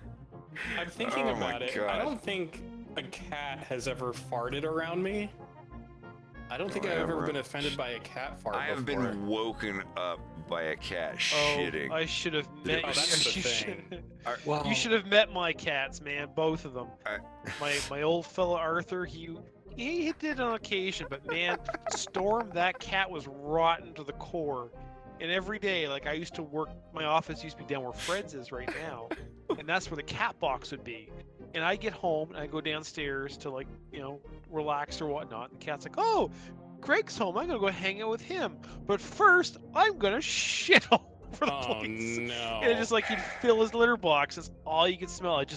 It was gross, dude. Like it was just the stench of death. I mean, the cat was 17 years old. Oh, so- well then there you go. Also, That's some Eldritch Rex, shit. Cats in general use silent farts to basically mark you, so you're always being farted on by cats. Oh yeah. They rub your leg and lift their tail, they are farting on you. No. It's true, but only they can smell it. I don't know. That is the worst revelation I've had, like, in my life. It's only cute if dogs do it. If cats fart, I'm just like I wouldn't be able to handle it. But that's why they have to When do it cats fart, it's political. Yeah, it's like it's a if you've statement. ever like done the thing where like you've like pet someone else's cat, you go home, they smell, they go, "Pee you! Who the fuck is that?" That's why That's the they smell opposite the with other the cat's dogs. farts. The dogs see it. They're like, oh, what is this? Come here. What is this? Yeah. Cat politics? Cat farts? What? Mm-hmm. Cat What pill. did I just walk into here? A Discord voice chat. That's true. I mean, I've walked in the weirder. I mean, yeah, it's Discord voice chat. If this is weird to you, then No, I'm just I don't saying know that Discord like you're eating or whatever and a dog farts. It's just like, god damn it, boy, what the fuck? But like when a cat does it, like people have to like leave the room and go blog about how It's an act of horrible it war. was. It's bad. It's like The Magna Farta just gets like. I might be a little ripped up. biased, but like, yeah, holy fuck. I I- have a I'd dog. My mom agree. has cats. I grew up with 4 cats basically my entire life up until I moved out a couple years ago, and yeah, no. On the rare occasion that would happen, it's pretty fucking bad.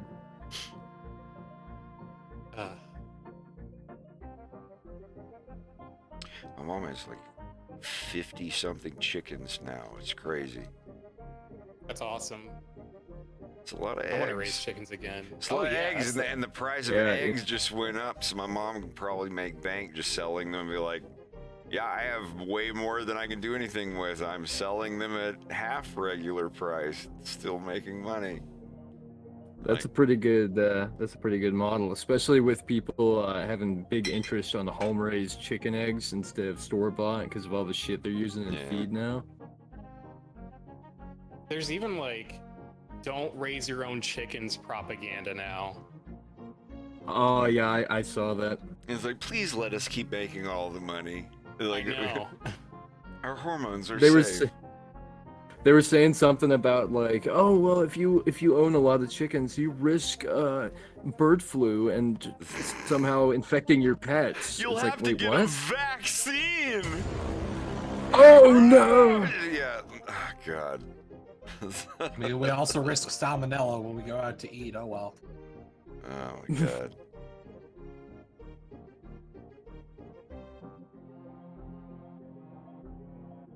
I never got the thing with salmonella. Like, I've probably had it many times because I eat eggs a lot and I like my steaks like rarer than most, like 115, 120. Well, And you'll it's not that bad. get it less from like a steak. It's more like the ground beef. Because with the ground beef, yeah, it's because on a steak it has to like penetrate for like for it to be an issue. When it's ground beef, it's a bunch of different like cuts from different animals. I guess that mixed makes together. sense. Yeah. Well, I've heard a big thing that the big cause of salmonella in the United States is mostly because just how they treat their animals and you know how the living conditions are, because cows are basically just living in their own shit half the time. Yeah, often it's cross-contamination storage as well. Like a lot of the factories aren't properly managed or maintained, so you do end up with, you know, contamination. Yeah, because it's technically not so much that you're eating something like raw or undercooked so much as if an animal does get sick and then chopped up into meat, cooking it is the only way to kill the germs. Yeah. So it's just basically taking a Russian roulette on, well, you better hope that this animal wasn't sick before it was chopped up. Mm-hmm. I just want us to get back to the point where it's possible for everyone to raise like livestock if they want to, you know? Like, I don't think I could personally ever raise like beef to kill it. Like I'm a hypocrite in that way. Like I love a good delicious cheeseburger, but I don't want to kill a cow. So it's Oh no, I mean, if old Bessie's, you know, getting too old, yeah. might as well use old Bessie for some good old hamburgers instead of just letting the corpse rot. chickens. I was gonna say, I still remember like going to, you know, seeing Fred and Fred talking about all the chickens it has. Like, oh, like when they're done laying, do you guys just, you know, kill them and eat them? And he looks at me like, Yeah, no, they're family, they're pets. If you name your animals, if you give them names, you can't do that. Like when you get to the point like, oh, there's little chicory and there's the little dove, and there's little horny bantam, you know, like whatever. Like if you give them names and stuff, and then it's like, all right, well, little chicory, you've got to go out there and snap her neck, or I have she seen that. died, It's time to a pluck little all her weird. feathers off. Like, well, we were gonna bury her. Like, no, you pluck all her feathers off, chop her head off, and cut her up, and let's eat her. Yeah, I've And seen a couple families growing up who had stuff like that where they're like, oh yeah, we have what was it? I think they had goats. They had goats and sheep, and they named them all, and they were like, oh yeah, well this one's and this isn't what's You're its name? I eating can't Benny. remember the names. It's like- yeah, it's like, they'd no, have the names. no, It's I like, couldn't well, do we that. had I to couldn't do that. we I had to couldn't- put down Lambert over here. You're eating the him little now. one that you picked flowers for and got to sing whenever you put on a little 45-speed record. Yes, you're eating her now. It's like, You're also that's wearing her clothes made of her wool. Yeah, like I don't judge anybody. I don't fucking care. I don't care that much. Or I'm like, oh, you're a monster. It's like, no, nothing like that. It's just me personally. If I raised an animal and gave it a name and came out and like gave it a bath and played with it and stuff like that, yeah, I can't do that. I'd be fine getting my protein eating eggs and getting fish. Like fish, yeah, like that's it.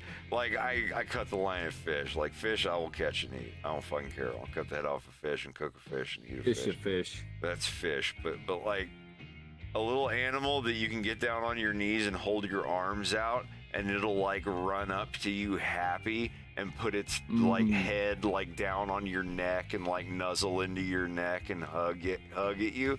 I can't go like, all right, little sugar bean, time to put your head between these two nails and twist your neck off or what. I can't fucking do that. If you fucking automating, this is Blender. This is definitely Blender. But yeah, like if you have a farm and you have like 100 chickens and you don't even look at them or whatever, I could see how much easier it would be. But when you've got like 20 chickens and each of them you've given a name and they have personalities and they do different little things when they get happy to see you every morning, you can't. You keep them until they die and you bury them. I don't know, it's an honor thing. They give you almost an egg almost every single day for, years. And then, you take care of them a little bit. They help guide around the other young chickens and then they die.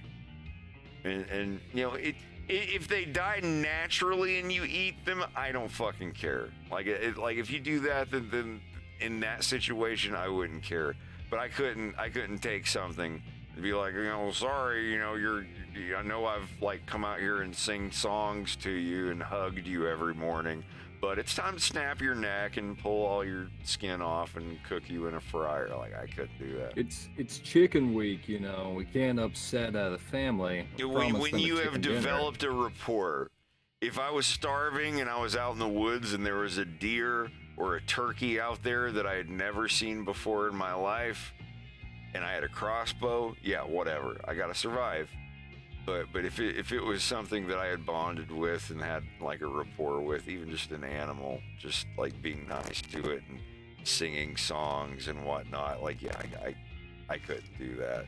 I'll take its eggs, sure, because they're there anyway. Like I'm not causing that.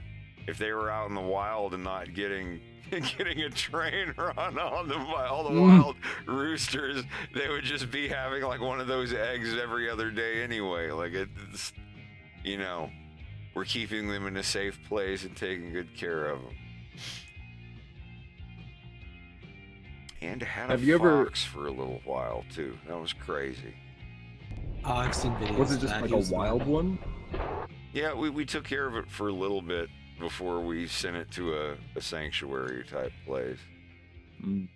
Yeah, I remember you showed us a video of like you giving it a bath or whatever.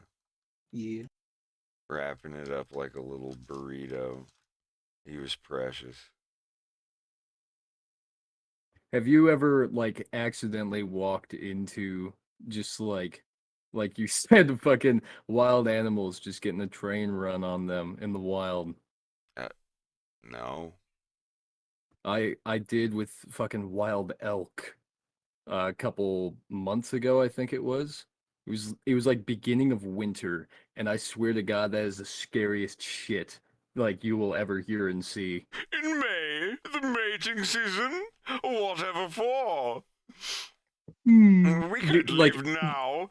It's the rut. No, I think the only time I've ever dealt with that. Like there were two tiny lizards when I lived in Florida that were in the middle of coupling, and they were in the finger slot of the car door that I was trying to get into, and I had to like go find a stick in my yard and poke at them, and until they like jumped down off of the car and ran away. But they like it was literally that. It was awkward. Like almost I was like 14 or whatever. I was such a weenie. I almost went inside. I forget what I was trying to get in the car for. I think it was my fucking power inverter, my PlayStation controller, because we had a TV in the car when I got an inverter. I think that's what it was. There's like a power inverter so I could play my PlayStation in the car. I was such a wiener. But I remember almost going to my mom, there's these two lizards under the car door and they're, what should I do? No, I went and got a stick and poked at them. That was gross. Yeah. Yeah. It's a fucking weird feeling, especially if it's a bigger animal and it can just like look back at you. Oh my god, dude! Like it is terrifying, especially with like animals bigger than you, because like you walk up, they're doing their shit, you look at them, they stop, and in my scenario, I immediately like turn around. Yeah, no, they'll stop everything they do and they will fucking chase you. They will chase you. I like look, I see what's going on. I start backing up.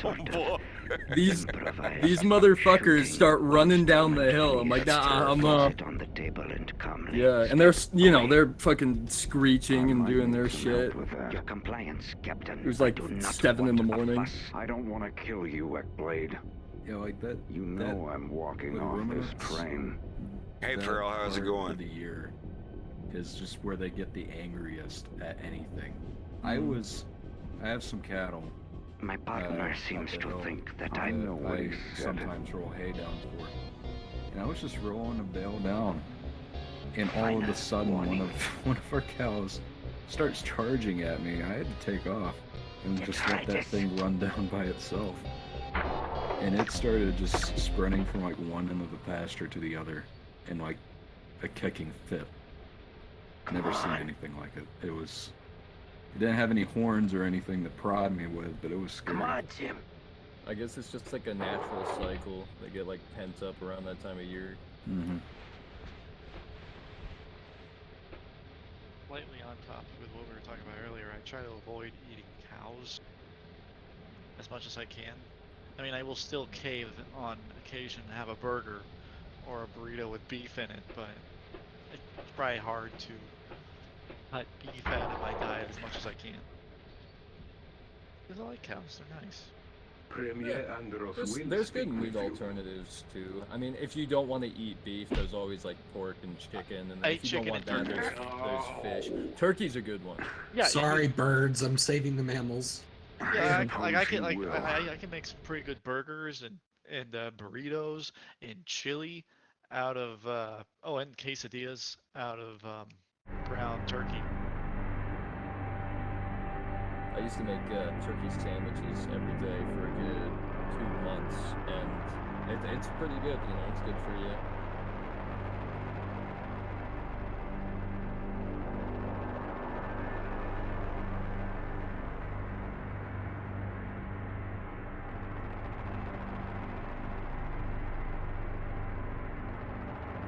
Did any of you guys also get hit by the whole winter storm thing that was coming into Canada and Washington, or not Washington, the United States? Can I see your legs? We didn't get much up here. Yeah, we still got, I think today it was like 20 degrees this morning, which we're coming out of it finally. We went back to a point where we got back into the negatives, but it's so stupid. It's like March 7th, we're still getting below 20 degrees when normally at this time it's like, oh, it's all nice spring weather.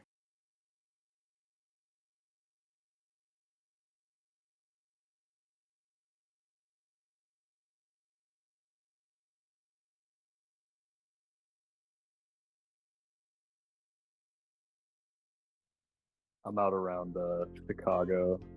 It's been nothing but like rain and like just slush for the past month. I hate that.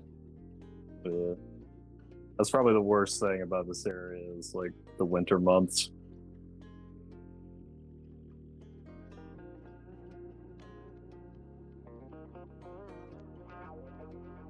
Because like you get like the first month of like snow and it's like, oh, it's all pretty and cute, and then it just turns gray for like the next 5. It turns gray and slushy.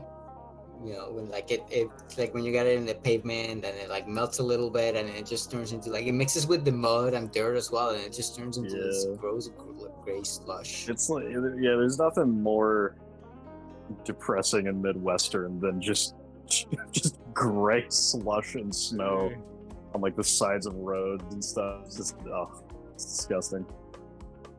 Yeah, over here we get a little bit of that, but since, like I said earlier, I live in Washington, on the eastern side of the state, we get that really stupid, sporadic change weather all the time kind of stuff. So, like we had the other week, like I said, it was getting into near negative, if not, I think it got to -2 one night. And then 2 days later, we were in high 40s. Yeah, and now it's back to like low 20s, high 10s. Yeah, it's pretty bipolar out here too, because we have like the lake bipolar effect weather. snow. Lake effect snow fucking kills us, dude. Well, folks, I will talk to you all later. I'm gonna hop off here. No, don't go Alright, have a yet. good See, one. Greg. See you later. Take care, Greg. Well, I mean,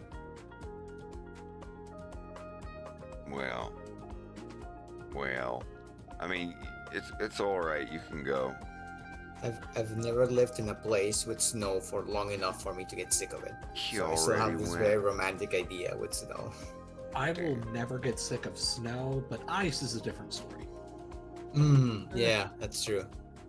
I like the cold. I like snow to an extent. It's just when you get it to like astronomically annoying amounts, that's when it starts to piss me off. Like, oh look, we got 4 feet of snow and the I roads like it in are just November. untrenchable. I hate it by March. That's what we're dealing with over here. It snowed just yesterday. Oh boy. Basically, if I had like a winter where every day of the winter there was like snow on the ground, but there was no ice on the roads and the wind was kept to a minimum, that'd be perfect. God. Winter wind sucks. Agreed. It could be -50, and as long as there's no wind, I'm good. I can agree with that. Negative temps aren't that bad. It just really depends if it's windy or not. I had to go out in like -8, I think, but it was super windy. It was like 20-mile-an-hour winds, so I think we had a wind chill of -24, and I had to walk in that for like a good 15 minutes. It wasn't terrible. You just need to layer up, make sure you're wearing a good hat that covers your ears. Yeah. The wind, this one really makes like your fingers and your ears go numb after a while, you know? That's what makes the ultimate decision on whether I get the big coat or not. Just get a Ushanka, and that'll cover everything for your head, pretty much, and then just get some really nice insulated gloves, and other than that, just get a poofy jacket, and I was wearing jeans, and it worked. Did you know in the coldest parts of the world, I think it's like Scandinavia or Siberia or whatever, when it's like -70 or -50, those people over there, some of them will leave their cars running for the entirety of winter so that the cars don't freeze. Damn, that's pretty wild. Just like never turning them off, just leaving them all the time? If they turn it off, it's gonna freeze. Yeah, all Just the keep putting oil, fuel in it. everything in it will freeze if it's not constantly moving. They even have things like in North Dakota and northern parts of South Dakota, where if you get to average temperatures, I think it's like below -10 for longer periods than a couple days, you have to do like winter maintenance or cold temp maintenance to your cars. Like you have to do 100% antifreeze instead of 50-50. You have to change your oil out. I think they have some synthetics that are like more cold resistant. there's a couple things you need to do. Because if you don't, you could crack your block or ruin your car, or it just won't start. Oh, change your battery. That's one of them. Damn. You know, we used to have something similar. Well, I mean, not similar, and the completely opposite end of the spectrum. There were when I lived in Oman in the Middle East, there were days where it would be so hot that it would be declared like you don't go outside, because if you try to start your car, your engine will definitely overheat. So there will be some days where it's just like don't even try starting your car. It will definitely overheat. How hot would it get, like in a temperature range, do you know? Over 50 degrees Celsius. Oh, Jesus. That's 122 Fahrenheit. Thank you. I was just Googling that. Thank Yeah, you. I was too. I was doing the exact thing. I've never gotten that hot temps. I think the hottest I've ever been in was 114. Bus engines would overheat, and they will be like, well, there's no school, and if you do manage to get to school, it's like there's no like going outside. Like it's like no, you don't go outside. It's just too freaking hot to do anything outside.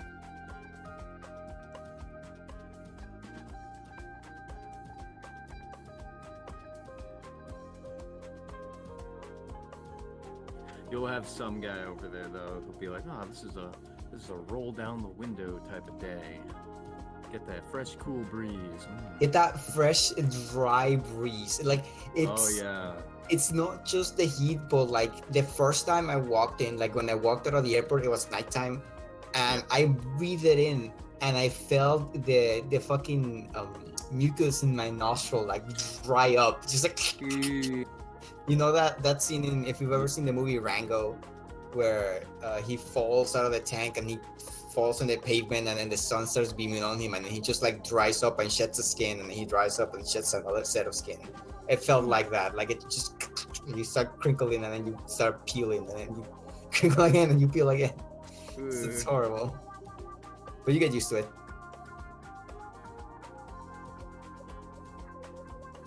That's the funny thing, is that people can adapt to those types of weather. Like, I mean, I guess it's pretty obvious if you get someone from like Phoenix, Arizona, I guess, go into Montana or vice versa, you know, because you're going from an area that's like consistently like during the summer above 100 to somewhere where, you know, it's like during the summer 70s maybe. It's crazy. Before I lived on the southern state, I lived on the west side near the coast, near Seattle. And temps over there generally are pretty modest. Like winters won't get below 20 most of the time. Summers won't get above 100 most of the time. Pretty average stuff. But getting over here, first year, it was really hard to get used to having real harsh summers and real harsh winters. But, you know, and now that I've been here for a good couple of years, it's really nice. I actually prefer it. Cool. It's nice when it's not too hard not to go. I've back in when I lived in Venezuela, it was like, oh, it's so close to the equator that all year round it's just all the same. I was not introduced to seasons until I moved to till I moved here in Florida, or till I moved to Germany, where like it's like, wow, it actually gets hot during the summer and cold during the winter. Who knew, huh? That must have been pretty crazy to like see for the first time. Seasons, yeah, it was wild. I was like, oh wow, it's like in Germany, it was like, oh wow, it's like 7 p.m. and it's still sunny outside. What's going on? I'm scared. It should be dark by now. Yeah. But yeah, that was a pretty wild, pretty interesting experience. But I'm glad that in where I lived in Freiburg, it didn't get it got to like -4 at the coldest, and it wasn't that -4 Celsius, so it wasn't that bad. It was pretty bad when I lived in Dresden, and Dresden got really cold during the winter, but I didn't stay in Dresden for long. But I very much dislike the cold though. Like I've noticed that I don't like being in like a place with snow and really cold winters. It kills me. I actually love it. I don't know, something about it. Just being out in the freezing temps. Like, what was it? I think it was a year ago, almost exactly. It was March, and we had a heavy snowfall, so it was about, I think it was about half a foot extra on top of already like a couple of inches. But anyways, lots of snow, and it was a weekend, so I had nothing going on the next day, and it was like 20 degrees out. What I decided to do was like, all right, I'm awake. I want to go on a walk. It's dark outside, no clouds, full moon. It's bright as shit out. I'm just gonna go on a walk. I went on like what was it? I think it ended up being a 6-hour, like 20-mile. Was it like, yeah, 6-hour, like 30 mile hike just into the random woods that we have around here. And it was great. Everything's freezing. I was layered up. It was I don't know, something about it being cold is just so serene. You like wearing a lot of layers, I get. Yeah, I mean, you don't really need to layer up too much until it starts getting like below 15 Fahrenheit or 20 Fahrenheit. Usually the best thing for you around between 15 Fahrenheit and 32 is just normal jeans, normal socks, probably some snow boots, and I'd say a nice thick jacket. It doesn't have to be a windbreaker. It doesn't have to be like a big poofy one, but you know, like I wear a flannel that with an insulated inside most of the time, and just wear a hat that'll cover your ears, and you're pretty much good. But below that, that's when you want to start layering up pretty heavy. Yeah.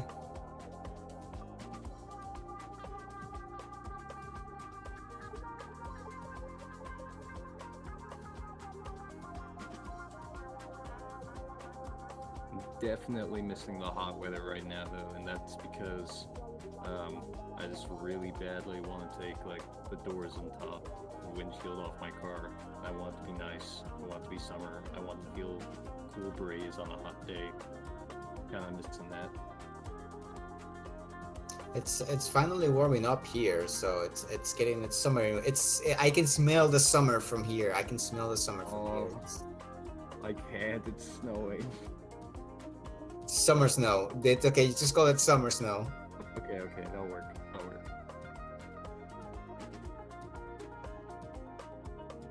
That's how they do it on the southern atmosphere. You know, they get snow during July. Oh yeah. And then they get their summers technically during our winters. Yeah. So Christmas is a summer thing for them. Or anybody. I can't imagine that. Great question. I disagree. You're wrong! You're wrong! Show me proof. My sources are that I made it the fuck up. Fuck.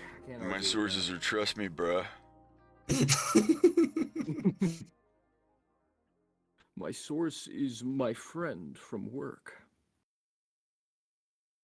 Or how about this one? My dad works at Nintendo. Uncle. It's an uncle. Oh yeah, uncle. Yeah, uncle.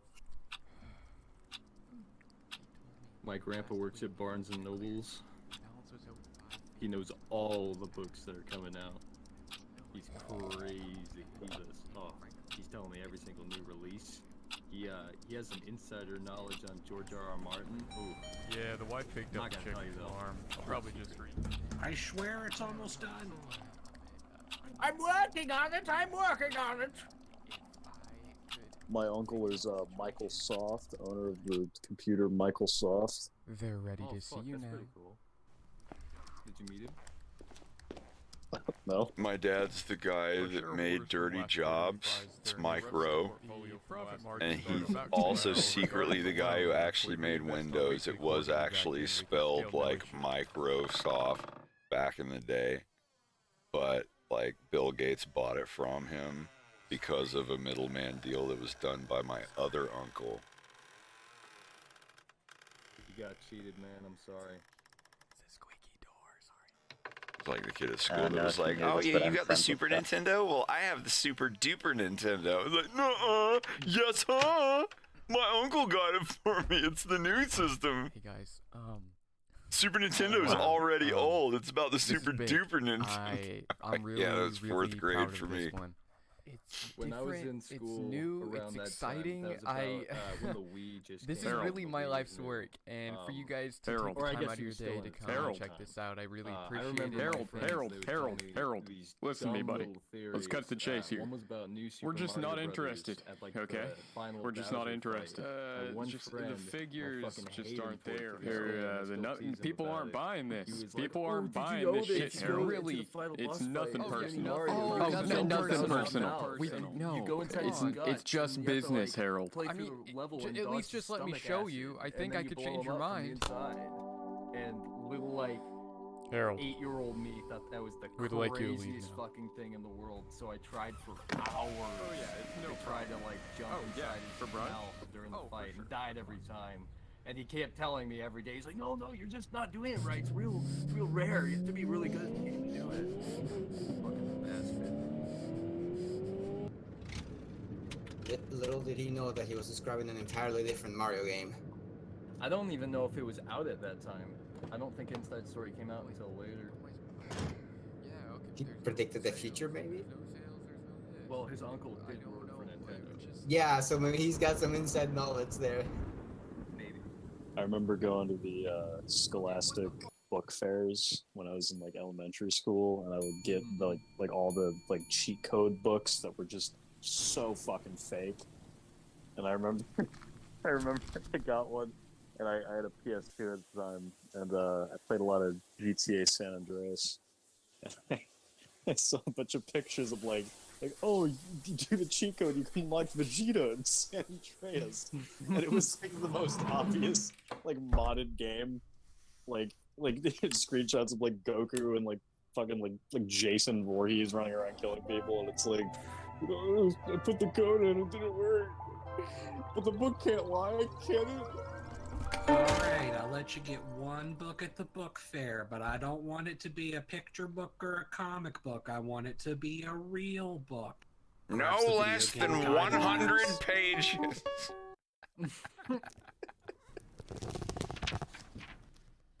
Hello class, welcome to our introduction to biology unit.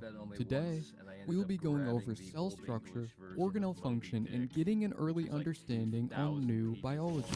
Here, we have an animal cell. The cell is the building block to all life on Earth. Even you contain over 50,000 cells. like, all To the power like, these "Oh, tiny ye machines, olde each with cell your, contains 8 like, special fucking organelle weird-ass parts.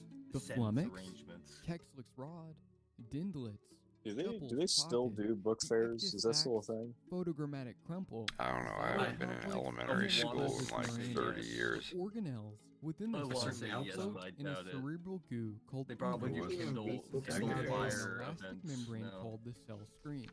Let's start with the bilateral flummox module, a perforated purple Alright, everyone, sac we're of organic pulling out our compounds. Chromebooks. We're The gonna go flummox on is Amazon split and you into can pick 2 one symmetrical free book of portions. choosing. We call them flumcuous sinister and flumcuous Sponsored by dexter. Audible.com. Left and right. The flumcuous sinister undulates strands of sebus that flow through tiny cavities in its undercarriage. Sebus Sponsored are by a knotted Head up and Shoulders. protein-like stimuli Drink that it. transport information. The Don't. sebus are untied don't. and sent through tubular blood Now- vessels. That's a Wayne Those Radio TV tubes reference. act as the veins Now, Fred, around while I the cell. understand what's And going on in once this through scene, the I still blood can't vessel, help but just flumcuous see this dexter, as the like right him side pulling of the some sort of bilateral Houdini flummox, trick. uses the untied sebus protein to create epicus serum using a process it's, called flush injection. By combining Two parts dudes sitting hydrogen next to him a with four remote parts controls that hydroxydiopin from the sebus make protein, him not produces feel a very sugary good at gel-like all. syrup called epicus serum. Oh, yeah. Which is There's pumped no into chance the of that blood happening. into the two It's just like, like and a for my type of next harness. trick, We have the underwater. This lump Yeah, is yeah, within exactly. the Like, cell. it looks Series of exactly like the filters harness he would within the wear cell. when he'd like The bulbous swallow the removes key and like glucose dive into sugars the and ocean. fatty uvum from He's the like, all right, epicus see you in serum 5 minutes. to inject a photum gel into the walls of the cell screen. Hopefully, This process creates a mucus that bonds the structure together, creating a torus shape or donut-like hole called the Kexlix rod. This Kexlix rod forms a rod. hollow spine Hell that yeah, runs brother. the length of the cell. It acts as a mouth and anus. Dendlets, also known as baby fingers, are small tendrils that can pass through the thin Kexlix membrane. The dendlets scrape at the exterior leopol fluid, draining it into the flumcus sinister. The Kexlix is supported by a thin Teflon membrane I hate when my called the flumcus Juppel's sinister pocket, gets named after infected. Philip Juppel in 1896. The Juppel's pocket collects stray waste within the cell. The Juppel secretes a fluid called ogus that acts as a sticky digestive layer that can dissolve leftover proteins to create a necessary nutrient called raw uvum. Raw uvum is a fatty jelly that can act as a metabolic lubricant for the cytocomp's digestion. The cytocomplex digests the serum from the second Epicus sac to create copious amounts of sebus, liblets, and iopline. Once fully matured, it begins to hoard away all nutrients inside itself. All right, I gotta start cytocomplex settling will down. I engorge got work in until the it morning. becomes a thick All right, layer of bud. fat We'll see you along the around. cell wall. I gotta hop off here A anyway. thin orange band made of glucose sugar Sure thing. called the photogrammatic So Good, y'all have a good good luck one. with the I'll rest. probably This tiny be on ribbon voice holds chat nearly tomorrow at 34 some point. miles of DNA. What is it? What? Vinny's Becomes going over-encumbered by juice, the cytocomplex. laughing. The photogrammatic crumple let's- will eject itself let's, through the Kexlix rod, where the Let's go see cytocomp what will Boogs is undergo doing. process The of voice cycling actress for 30% of Farrah blood Phoenix. resources into the Very dear, emblematic close level friend of until it mine. can self-sustain. The process of She's mibrosis. drawing One right cell now. becomes two. So fuck yeah, Now, this I'm is all a video about that. lesson, so if I went over any part too I quickly, am gonna feel free be to go on back here and take notes tomorrow. over anything you So, I suppose I'll catch y'all when I see you. So, I hope you have pleasant See you tomorrow. dreams. have a good one. See you, Fred. Take care, bud. Bye bye.